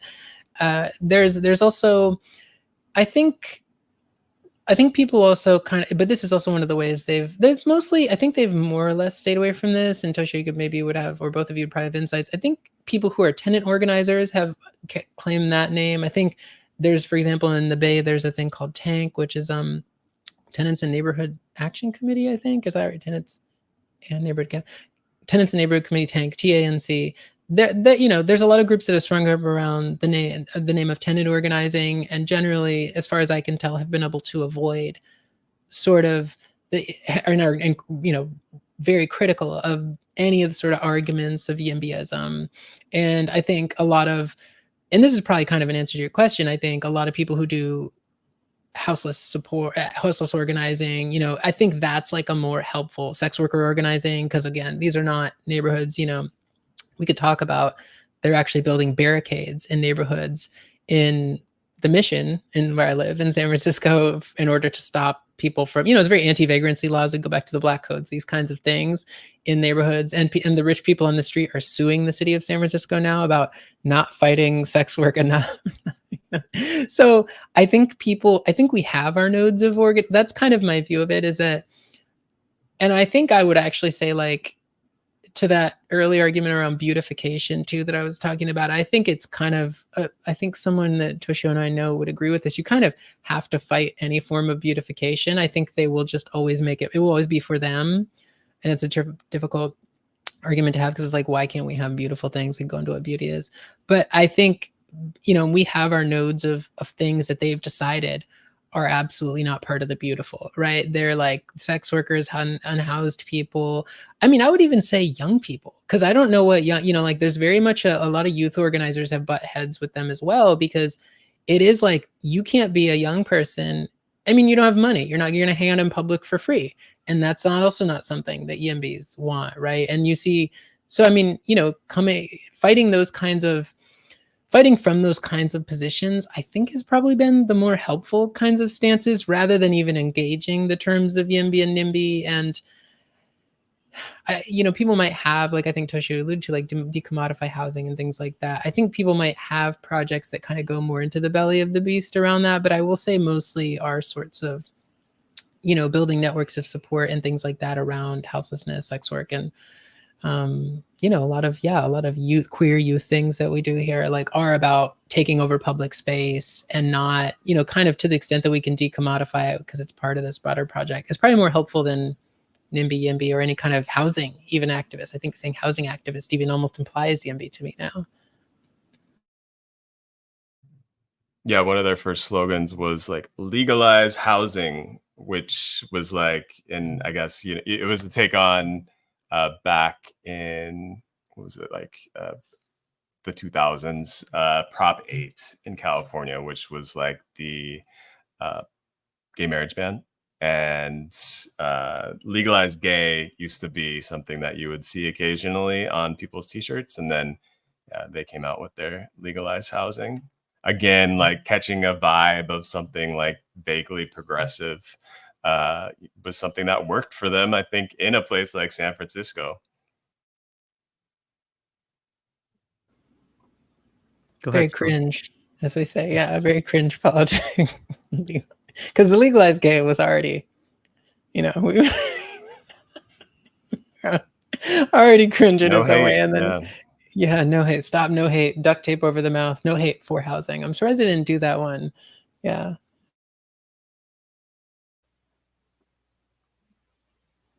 I was just gonna say, in terms of like doing activism, I think the tenant organizing, focusing on tenants. I feel like bringing up a previous conversation that you had, Jared, with like Tracy Rosenthal, like focusing on talking about tenants and their ability to like take over their housing or control it. I think from our squatting campaign in 2020, like we are in the belly of the beast, which feels like really terrible, and like every day we like are attempting to understand how we can not be landlords. It's very, very hard. But I don't know, but generally I think it is kind of cultural, and building an aesthetic that like is like against these people is a part of that too, which is like, I'm going to stand beside your neighbors. I usually am beside like the grandmas in the community and they happen to have cars and they want parking and they want to be close to their doctors and honestly, it becomes really, it becomes this place where we're against places, going with against like traditional people that may not even understand you, but they end up becoming really close. And I feel like the townhomes was a good example where it's like, yeah, these queer trans people are going to show up for you, and you don't know that. Well, this person goes by they, and it was like there are all these like learning moments with all this other stuff where it actually happens, and it's like, yeah, those are the people that are going to sleep on that ground, and because they believe in that, they believe that housing should be a commodity, and that's why it ends up being, there's so much like, I guess, learnings that come from it, and even this thing here in Kensington, which is like kind of the largest open air market.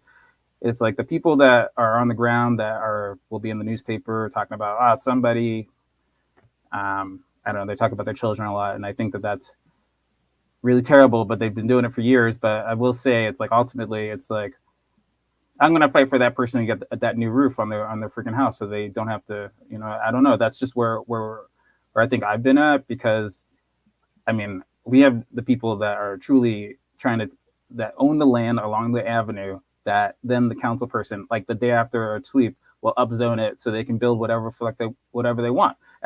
And that's what I try to share with other people. I'm like, see, that's what they're, and that, that will do to your house. It's like, those are the sorts of like sharing things that it's like, yeah, you think that's a coincidence that person upzoned that so they could build something tall and I don't know. But yeah, it's like, it's definitely made a few strange, I don't know, I would say strange bedfellows, but honestly, we do see the people, some of the allies that we have that are really focused on wording, and like, I don't know, but they're like, they want to throw somebody out of the room because they said the word attic. They are not our friends. They're the ones that are trying to be recovery entrepreneurs and do other shit like that. They're not our friends, Down here, I feel like the people know that are listening will know who I'm talking about. but like up in Northwest in Manayunk, and they've got these like businesses, and it's like it's like we try to like talk to them, we try to be on the same side, but like those people, and I'm interested in this thing where like it is wild that like you have like a person that probably used meth yesterday and has a bunch of and has all the things and knows that they shouldn't be doing that, that they shouldn't be gentrifying neighborhoods, supporting the police, all that stuff. If you could get a hold of their phone over the last 10 years, you see a lot of crimes, you know. But like Matt Dorsey is like, I don't know. I met him. I met that motherfucker, and I'm just like, y'all are just like, girl, I don't know. A lot of this is like, damn. Sorry about that. Yeah, Matt Dorsey is like a local politician here in SF who was formerly the PR head. There's like a 10-person PR team that the SFPD has on staff, and Matt Dorsey is now a politician, one of the local politicians who, yeah, his narrative around his recovery journey is what, because San Francisco is like a somewhat progressive city, and like we believe in, you know, like the idea of harm reduction. So he uses his recovery narrative to basically bring in the most conservative, nefarious kind of policies to close like the drop-in center that was like saving a person every day who was like otherwise potentially going to OD.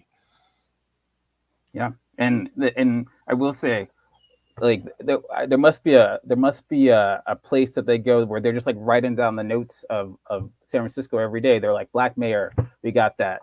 The Kensington Caucus has this this person that's in recovery named Jim Harity. His wife hates every drug user on the street, says they should die. All he can do is talk about how he came in recovery, and that's why we need to force everybody into treatment. Like it's like this, it's like the book is there. San Francisco is the book always, and it's like, and it's the like, you know, the racialized, ethnicized people that are like leading the charge for the displacement. You know, right here, they can't even look you in the eye. It's like the Black and Latino people.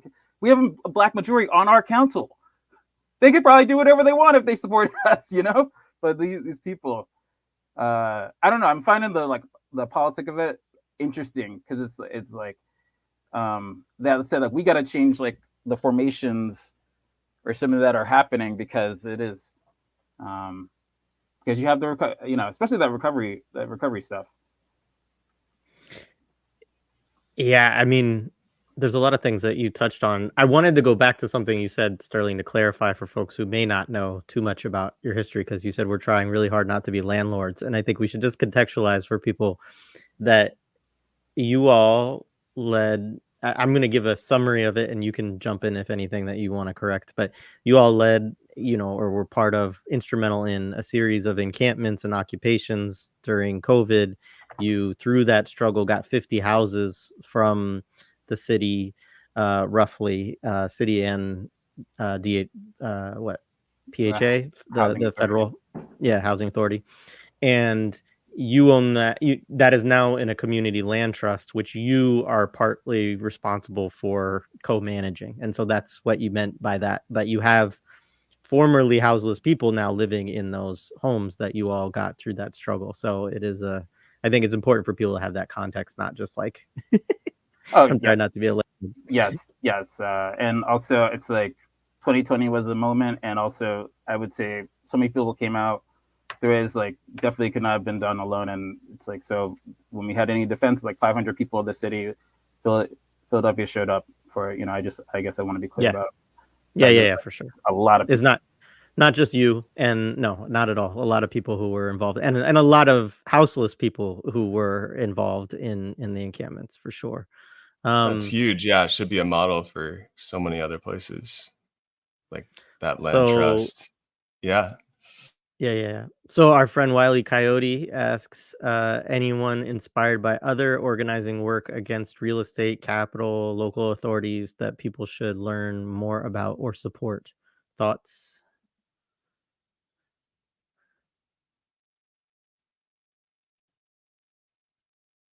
We just had Tracy Rosenthal on with Abolish Rent. I am just starting to read that, but I'm excited to to read more. And it's the idea of this basic need that everybody has should not be commodity.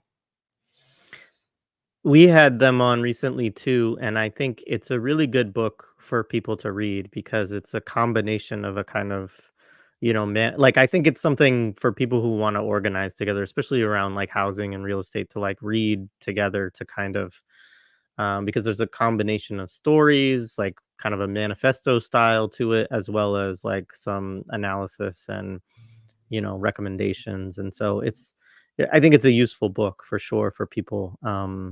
As one example. Wiley, you probably have better answers to this than we do. Locally, sorry. No, go ahead. Go ahead. Oh, locally, we also have, like Jemma mentioned, Tank Tenants and Neighborhoods Committee, and Tenant Neighborhood Council. And we also have Tenants Against Policing, which is, I believe, a related organization. And they're looking at, like, locally in California, we have a couple of little cop cities that they are trying to build in Santa Cruz and a little northeast of San Francisco. And getting people who are concerned about housing, an overlap with like the idea of we don't want a cop city in our neighborhood and it's gonna suck down all this money from budget for things that could be used for example public housing, getting them together.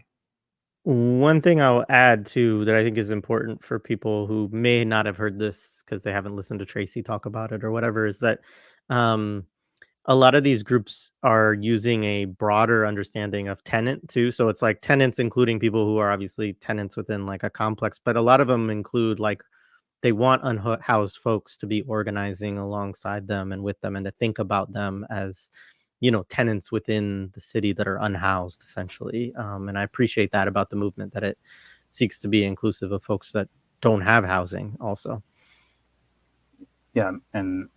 And expanded to people in long-term care facilities, people that are in state mental hospitals, people that are in hospitals, people that are incarcerated. I don't know, it just you start to think about space differently and its uses. And I think that's different formations are coming up. And I guess that's why I think about like, if people are looking to like, what should we be doing? It's like, oh yeah, you're finding different ways to think about the land or as well. And I think some of the land organizations have been some where we try to support any indigenous, not every indigenous group of people is like perfect, but I'm just saying some of the people that we've met have been about some of our allies that have taken land and held it and are trying to get it,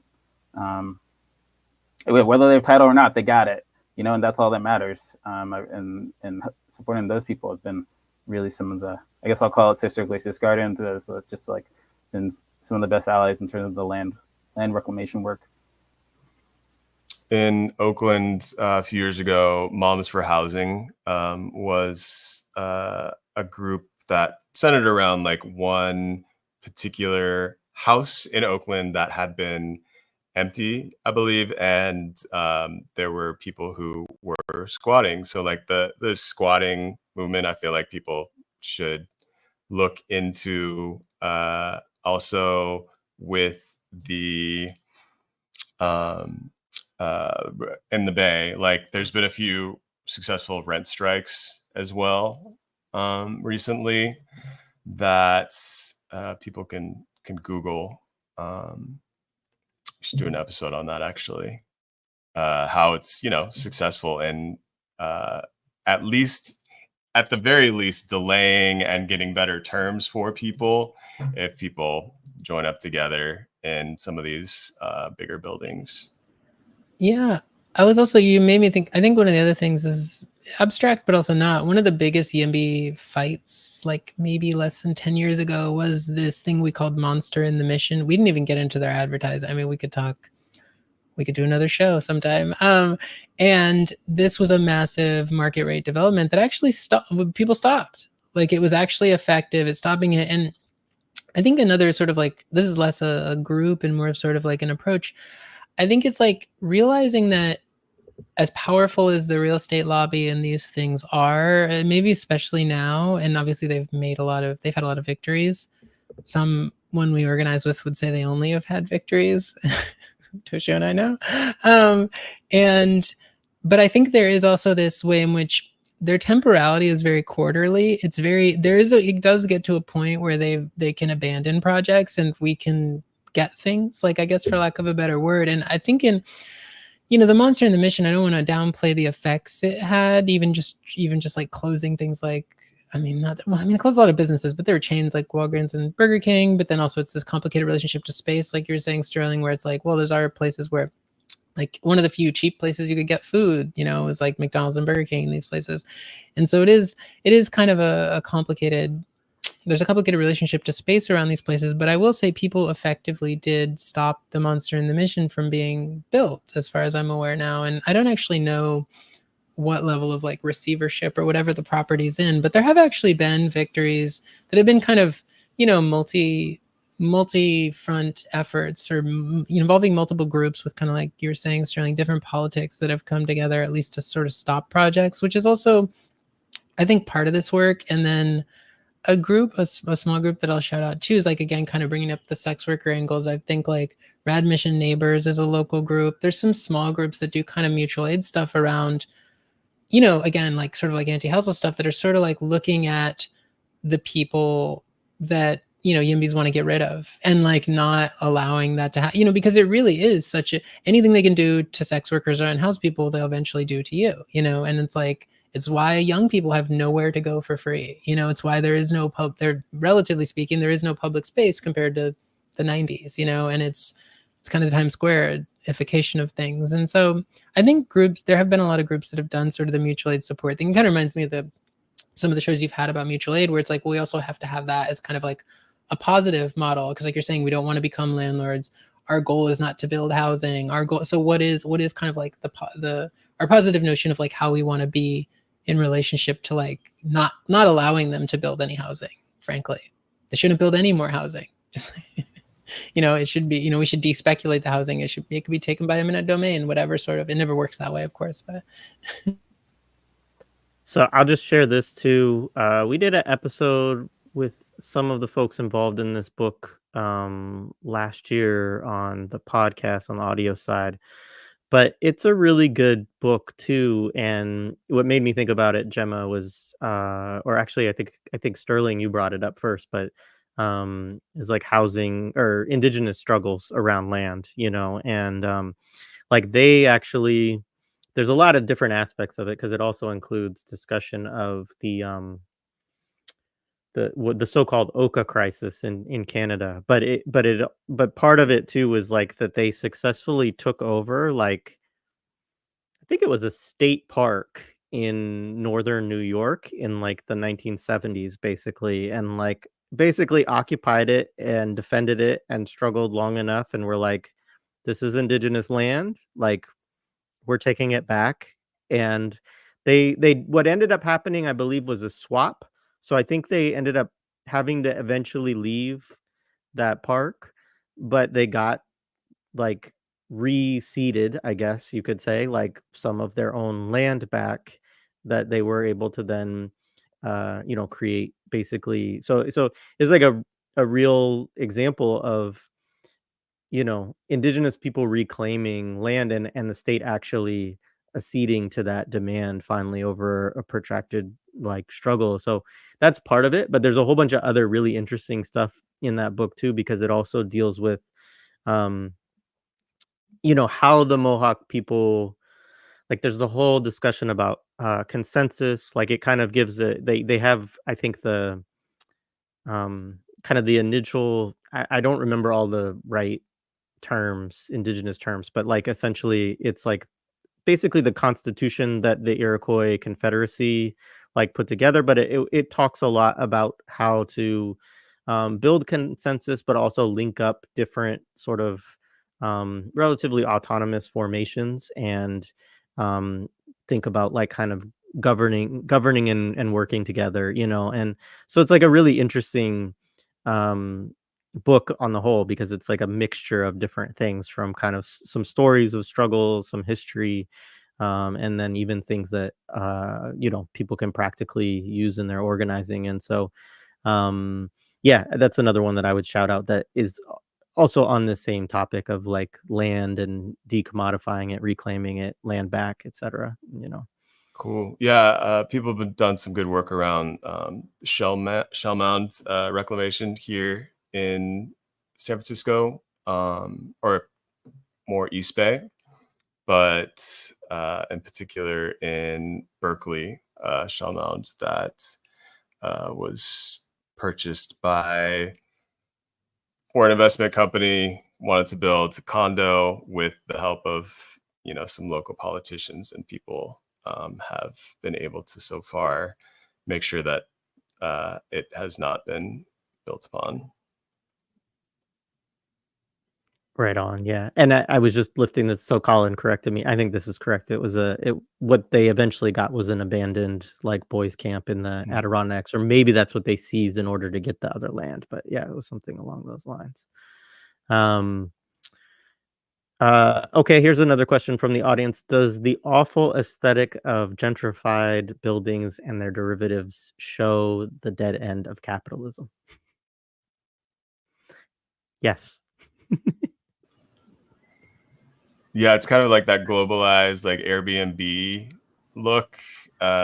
People talk about Airbnb, like Airspace is the name of like a piece that came out a few years ago describing that very aesthetic, that you could show up and you could be in any city anywhere in the world. I do think that it's linked, because the people that I came to know within the YIMBY movement tend to be like the digital nomad types, or like, they can just pick up and move to another city, and they kind of expect once they get there that that city is going to appear to them to, have all of the comforts that they expect back wherever they came from.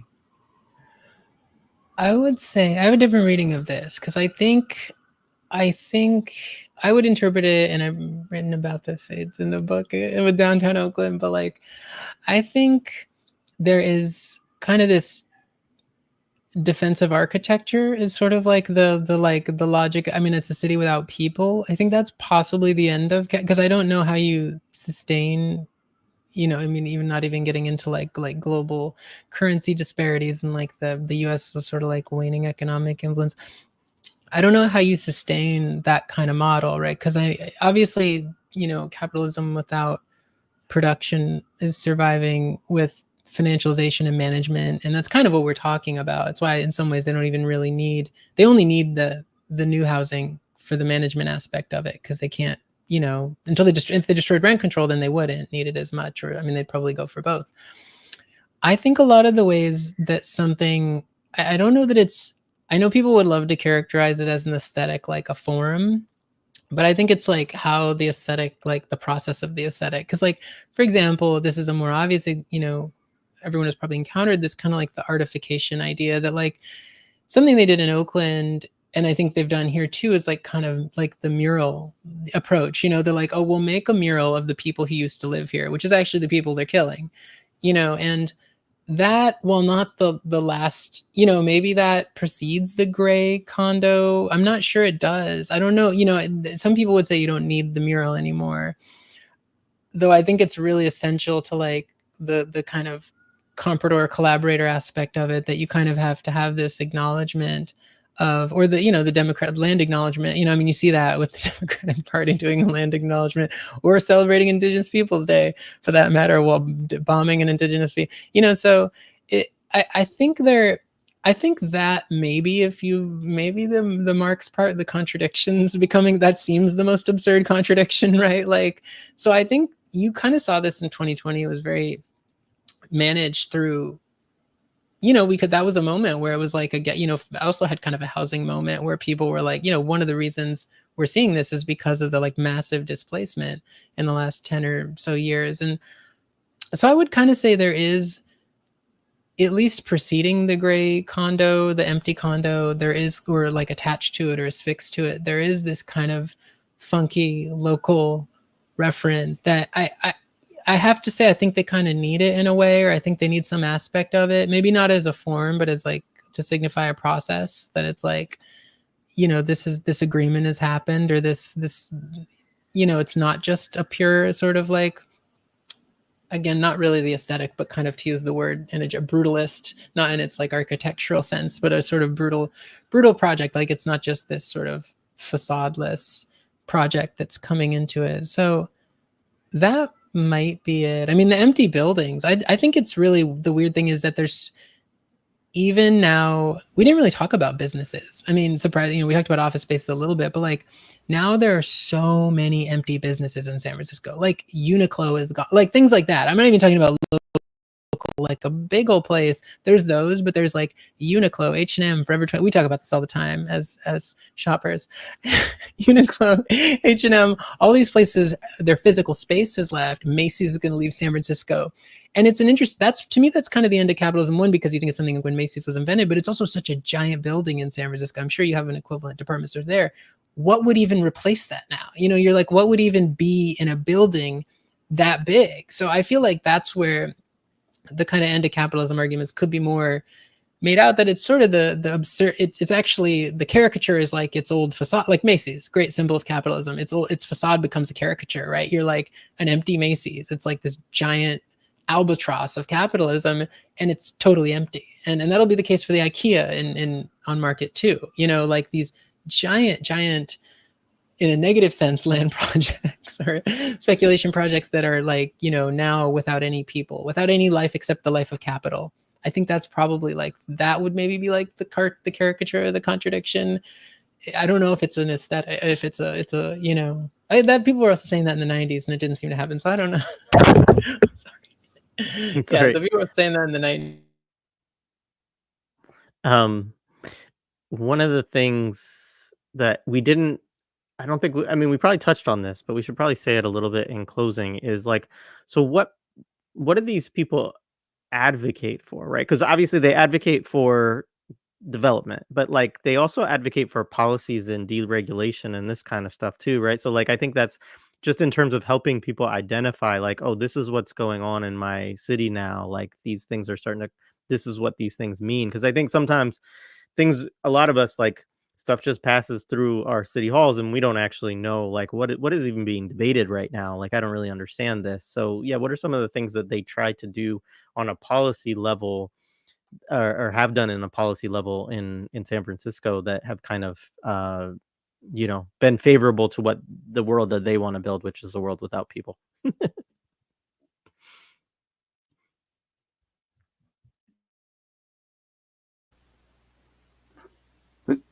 I mean, I can say a little bit of what I've seen is just that, at least in terms of what's happened in Philly, it's so based on like how the numbers work out, where there will be some like morsel given to inclusionary housing, or I don't know. I'm thinking about anything. Like inclusionary housing is the best one, right? So inclusionary zoning or inclusionary housing that gives you a certain percentage of money that needs to be given to a land bank or built on site is like usually the state law. I do a bunch of policy stuff in my job as well.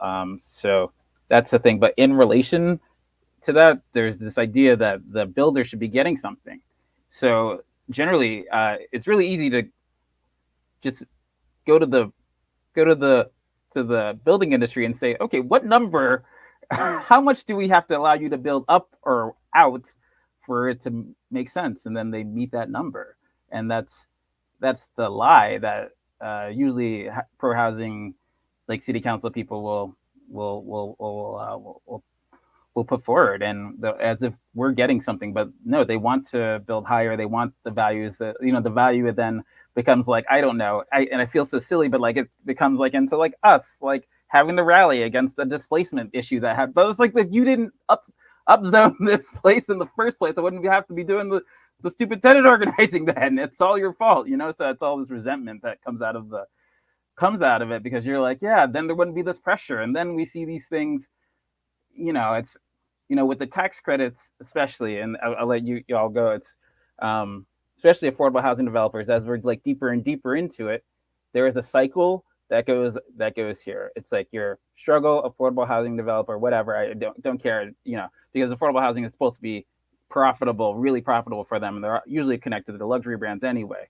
So to get that, you need to sell off and displace other poor people, right? So if you have a place that's ending up tax credits, you're incentivized to just sell that property that is in the gentrifying neighborhood anyway, that for money, to then get the capital to then build further out into wherever, right? So if you're in San Francisco, it's like build further into another county. If you're in Philadelphia, it's like, I mean, I'll just talk about the specific things that happen. It's like sell $2 million in the $2 million like 16 unit like space, you know, that's in the Penn Alexander catchment. Sell that Osage Avenue, right? Sell that property and then get more money from the state to build at 60th as you help along the gentrifying forces, right? So, and that doesn't just them, it's also the people that hold vouchers, right? So they found out that, like, actually, if I just have vouchers and then hold the property and also just treat the people really badly, I can sell the housing whenever.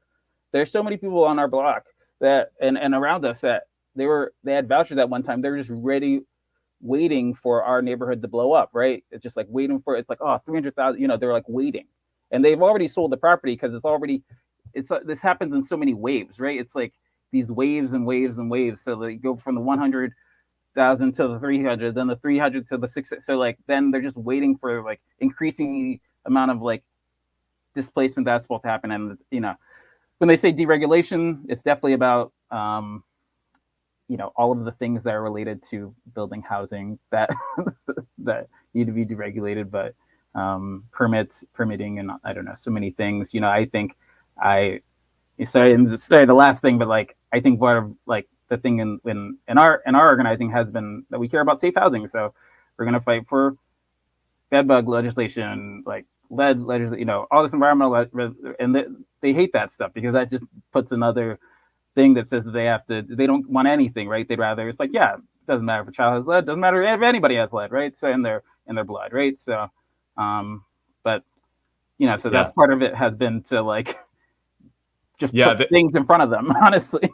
They went after the local Sierra Club for that reason, so that you know, the Sierra Club puts out like their local propaganda, and kind of they wanted to take over the board there so that the Sierra Club could be used on voter guides for the YIMBY's propositions and the YIMBY's politicians.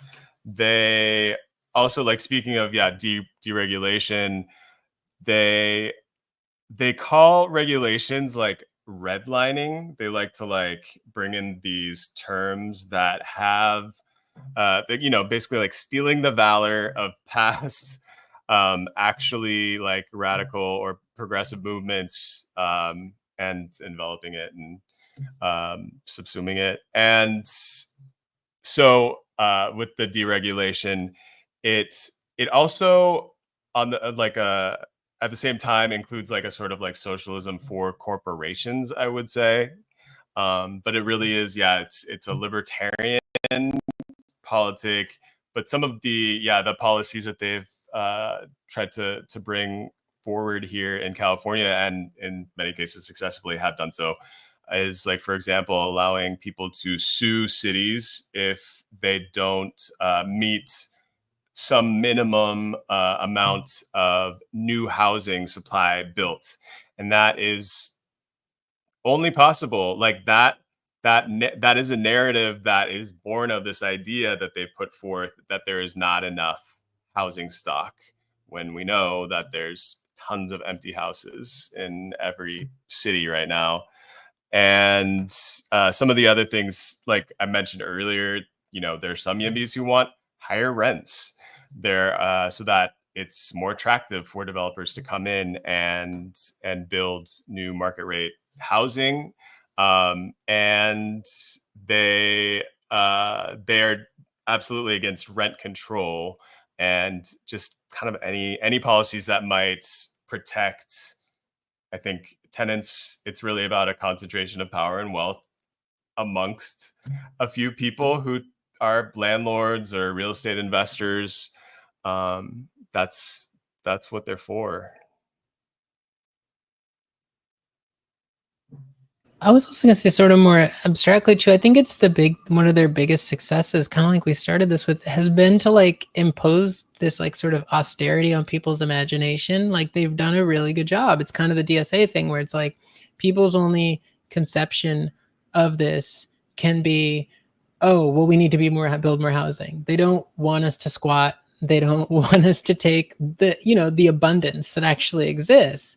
And so it's a really effective. And of course, I mean, the other part is, kind of neoliberal fashion too, related to this, and why doing sort of mutual aid support around things that are criminalized, like houselessness and sex work, sex work and things like that, is they want to, one of their most successful things, kind of like you alluded to, Toshio, is just more law, more law, right? And this is also just like a way, I mean, it is ironic, actually, if we were to take apart, which we could also do on a very detailed episode about the idea of deregulation, is that they kind of have this fake free marketeer, oh, we're like removing laws from things, but actually it's not really what happens. They create more laws around specific forms of contractual relationships that benefit them. It's also why sort of the DSA narrative of like more regulation also, doesn't in a certain kind of way help in a way that we would want, like in a robust enough way. I mean, it's, there's ways that can be helpful to stop as a stopgap and other things, but it's also kind of like, in addition to like obviously having a critique of the state in general, it's also one of the ways that it can be a little bit of a kind of straw man, like YIMBY NIMBY, in that one of the ways they've really benefited from, stopping a lot of is through more laws, right? And so the other part of that too is, like, we've talked about this a lot throughout, and other things is like criminalization, criminal anti-houseless laws, like the grants pass stuff is, I mean, arguably that's one of the most successful YIMBY laws. Like it's so, a national Supreme Court victory for YIMBYs is like, how can we fully annihilate unhoused people? How can we fully criminalize any existence that does not produce value? And that's kind of that austerity logic in our imaginations where, we see that it's meant to discipline those of us who are housed in a way, even if we have that solidarity. I think, I wouldn't say that's been their greatest success. I think there are some like sort of obvious material victories, but I think that would be their absolute goal. Their absolute goal would be the entire, be sort of this total austerity imposition on our imaginations, and kind of like to the projects that y'all have been doing out in Philly. Like those are the, those push against that in this very profound way. I think we can't, we may not see the victories in this simple way, in this immediate way, but there's definitely an attempt to like fully destroy that even imaginative possibility and practical possibility within us, that people are like, well, I guess if I can get this one little thing, it really becomes that, because they have such total control over this. So I just have to say, growing up 20 minutes from Grants Pass, that like it is so wild that a place where, I mean, first of all, like there's such a libertarian politic there, but like,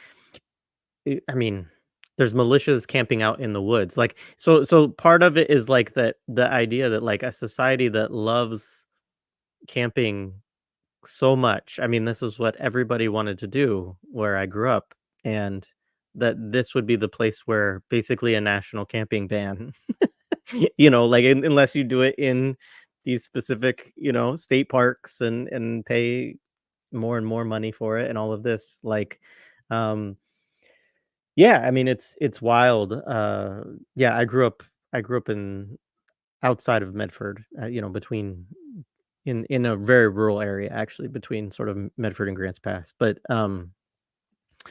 it is, yeah, it's wild. And also that it's like a criminalization law in a city that basically for several decades like didn't have police essentially, right? And so like this is also like kind of the weird contradictions of that specific place, you know, is that like it, I think actually a lot of the reasons why Grants Pass, why that struggle started to happen in Grants Pass, my opinion of it is that more and more people moved up to from California to Southern Oregon, and they were like, "Y'all don't have police here. You have like homeless people everywhere. Like you don't have, you know." And so it just became this like, no, we need to like beautify this place. Um, and I mean, it's not to make it's not at all. It was never an ideal place. It was a sundown town. It was all of those kinds of things. Um, but it's just interesting those kind of contradictions that now have us in this place where, yeah, I mean, it's really open season, even more than it always sort of has been on homeless people all across the U.S. And I think this is a big part of it too. Sterling alluded to some of this in Philly, but like the whole push with our new mayor is basically to like, you know, it's sort of this assault on Kensington, which is, you know, as Sterling referred to it, it's kind of been an open air market, you know, drug market really for a lot of years. And it's a lot of homeless people, a lot of, you know, and so like it's really kind of trying to again like attack the homeless population within the city as part of this overall strategy of like how do we attract development and capital and everything else, you know. And then we're going to build houses that nobody can afford to afford to live in. Right. And then yeah, we have to hire more cops or layers of cops, you know, security guards. Now like the city contracts with like these private security firms. So there's like so much money to be made. Yeah, there's so many layers of security, and I think about people that I know that are like, I can't get a job, but like the only job that they can get is at the security. So now it seems, you know, it's very hard. That's the thing. Ruthie Wilson Gilmore talks about that, about how she's like basically almost all like a huge section of what we have as jobs in the United States and kind of the global north, you know, are, I can't remember the exact term she uses, but they're like security or security adjacent, because even if you're a retail worker, like your responsibility is basically to stop people from stealing shit. Like, you know, and so it's like it's kind of like all you're just there to like protect the inventory essentially, you know. Because otherwise they could just have robots, because the robots can't necessarily stop everybody. Yeah. And also as up to what Toshio was alluding to, a lot of the like urban alchemy, those groups, I think you have a show on urban alchemy, Toshio, in San Francisco. If we don't, yeah, is like formerly incarcerated people too. So it's kind of to bring up the Ruth Wilson Gilmore point. It's also like quite directly kind of trying to like modulate different, you know, intentionally produce scarcities onto each other. So it's like, and then it's also using formerly incarcerated people to attack unhoused people, you know, like, or people who are possibly also informally incarcerated, and like housing is, and it's a really, and you see it all. I mean, that's like a lot of Market Street in San Francisco, and it's all around empty buildings, empty businesses, empty condos. It's pretty, that again, part of that aesthetic question that probably is in there. I don't really know how long that goes, but yeah. Yeah. Yeah. There's a thing here where we're talking about, well, I don't know. Some people have talked about kind of like in the Gilded Age, everybody owed something, right? Everything, and there's all these debtors around, and that's what what it feels like. It's like people are like, oh, what's the new thing? It's like, no, it's just an old thing, right? So many things are old, and it feels like, especially when you're talking about, also going back to Tracy's book around like rent, or it's like, what is owed? Like even when you don't pay rent through like some government program, there's something that's always owed. So there's always this sense of like, you better show gratitude for this shitty job that we give you to harass other people in your class, honestly, that like you just didn't have a house maybe a month ago, and now your job is to harass these people, and you know, it's the thing. That's why it seems like the owedness is the thing we got to get rid of, and that's why it's like nobody should owe anything. You know, I think that's, or we got to figure something out around that, because it doesn't change anything. Even if we give everyone housing, but you're still paying rent, it doesn't. There's still the sense of odeness, which I think is really the dangerous thing there, right? Yeah, it's a disciplining mechanism for sure. Yeah, we need to do some more. There's a book out that just came out. I'm trying to think of the name of it, but it's like a student debt organizing book that Common Notions, I think, just put out too, that I've been meaning to have a conversation on. But yeah, I mean, all these mechanisms of debt, but also what you're talking about too, Sterling, which is like there's like literal monetary debt, and then there's like, uh why are you mad at me? I'm your housing provider, rather than your landlord or whatever, right? Or I'm providing you a job, right? Like, so these thinking about these relationships that really should be a class antagonism, and like somehow we're then supposed to feel like we're in debt to the people who are actually stealing our surplus value. Yeah, exactly. And it's even certain thing, maybe we could talk about this more in some other time, but it's just like I was thinking about, it's like even in the fact that you would ask for help, like go to treatment, and then you would have so many barriers to like so many things in our world, like any professional career, have your children taken away. There's so many things, like if you even just going to medical treatment, you're cut off from opioids. And I feel like with my stimulant history, it's like I'm always just like, it's like you gotta pee in your cup because you might like use a drug now. It's like like that just happens to me, that's just like, so what is happening to everybody else, in terms of like the odeness to like, it's like, yeah, it's really, and that's what we have to do to get the things that are really, we should have a right to medication, right to harm reduction medication, and it's just, I don't know. Yeah, it reminds me a lot actually of Scenes of Subjection after like, Saidiya Hartman writing about like or Saidiya Hartman writing about like post emancipation, like that it was like the abolitionists then like created all of these like puritanical like guides and systems of then like, in order for you to be like a real like citizen or human or what, it weren't citizens, but like in order to be like a proper subject and worker, right? Like these are the ethics and the things that you need to do. And like I think all of our systems of, so-called like whatever we think of as a social safety net within this country is basically built off of that kind of ethos of like this, like you need this like Protestant puritanical notion of like what type of person you're supposed to be in order to even be deserving of these things. Yeah. Yeah, and people definitely privilege those abstract conceptions of personhood rather than like the actual practices of personhood that we would try to like imagine. I mean, this is a very organizing conversation.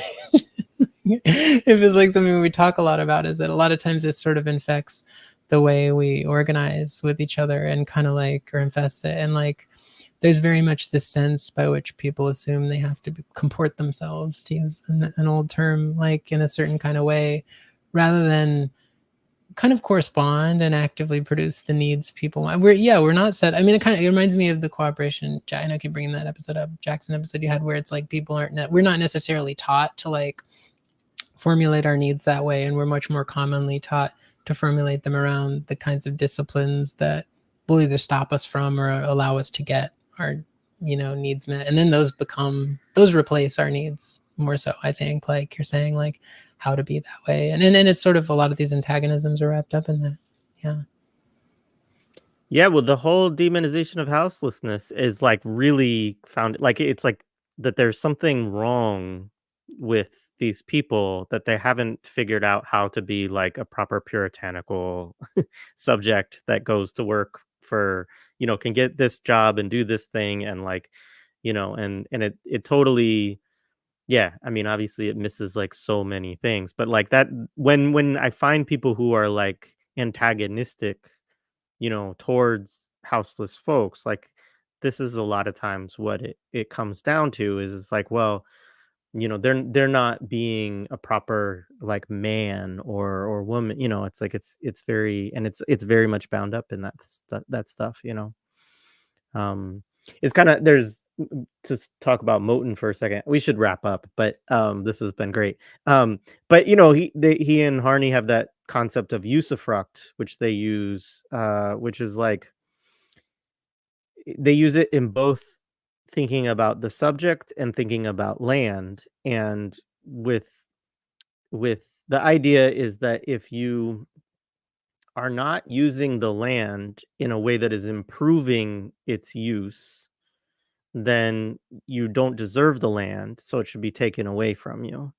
And similarly, they look at it as like also a justification of slavery, of saying, these African people in this European school of thought are not doing enough to sort of improve themselves, and so therefore they don't have a right to proper like humanity and subjectivity, right? And so then they can be stolen, right? So it's the always these, it like the thing I appreciate about it and the way they lay it out is it kind of both underpins slavery and settler colonialism, right? It's like both a way of thinking about this sort of white European entitlement to like other either people or their stuff, right? Because it's not being used in the way that I think it should, right? And we can see how this also would fit within like a YIMBY kind of logic too, of like this housing that is there, it's like it's not doing what I want it to do. We can do something better. So like let's just do it,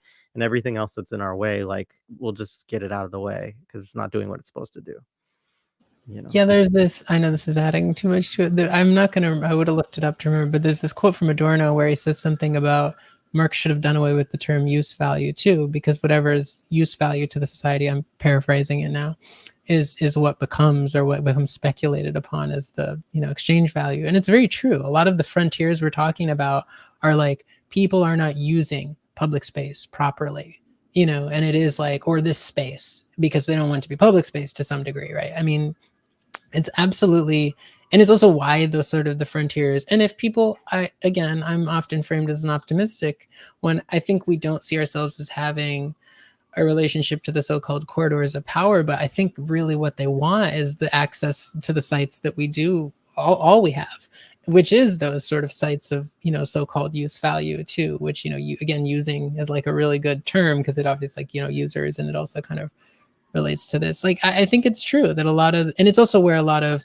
art is a great example of that. Not a lot of the nonprofits that manage the people we haven't even gotten to that, like, are also instrumental to these sites that don't have exchange value attached to them, that we don't, so people are like, oh, well, that's okay. That's not that bad that they're, offering a training program for these unhoused people, and you're like, what's the training for? What do you do? A lot of San Francisco has been managed this way through nonprofits. Toshio and I, we've done a couple shows about this history, and should do another one like of that kind of nonprofit boom in San Francisco that is so essential to kind of, for lack of a better word, managing the use value of the kind of like of that sort of frontier, the frontier of value. I think that's also maybe from the frontier value or something like that.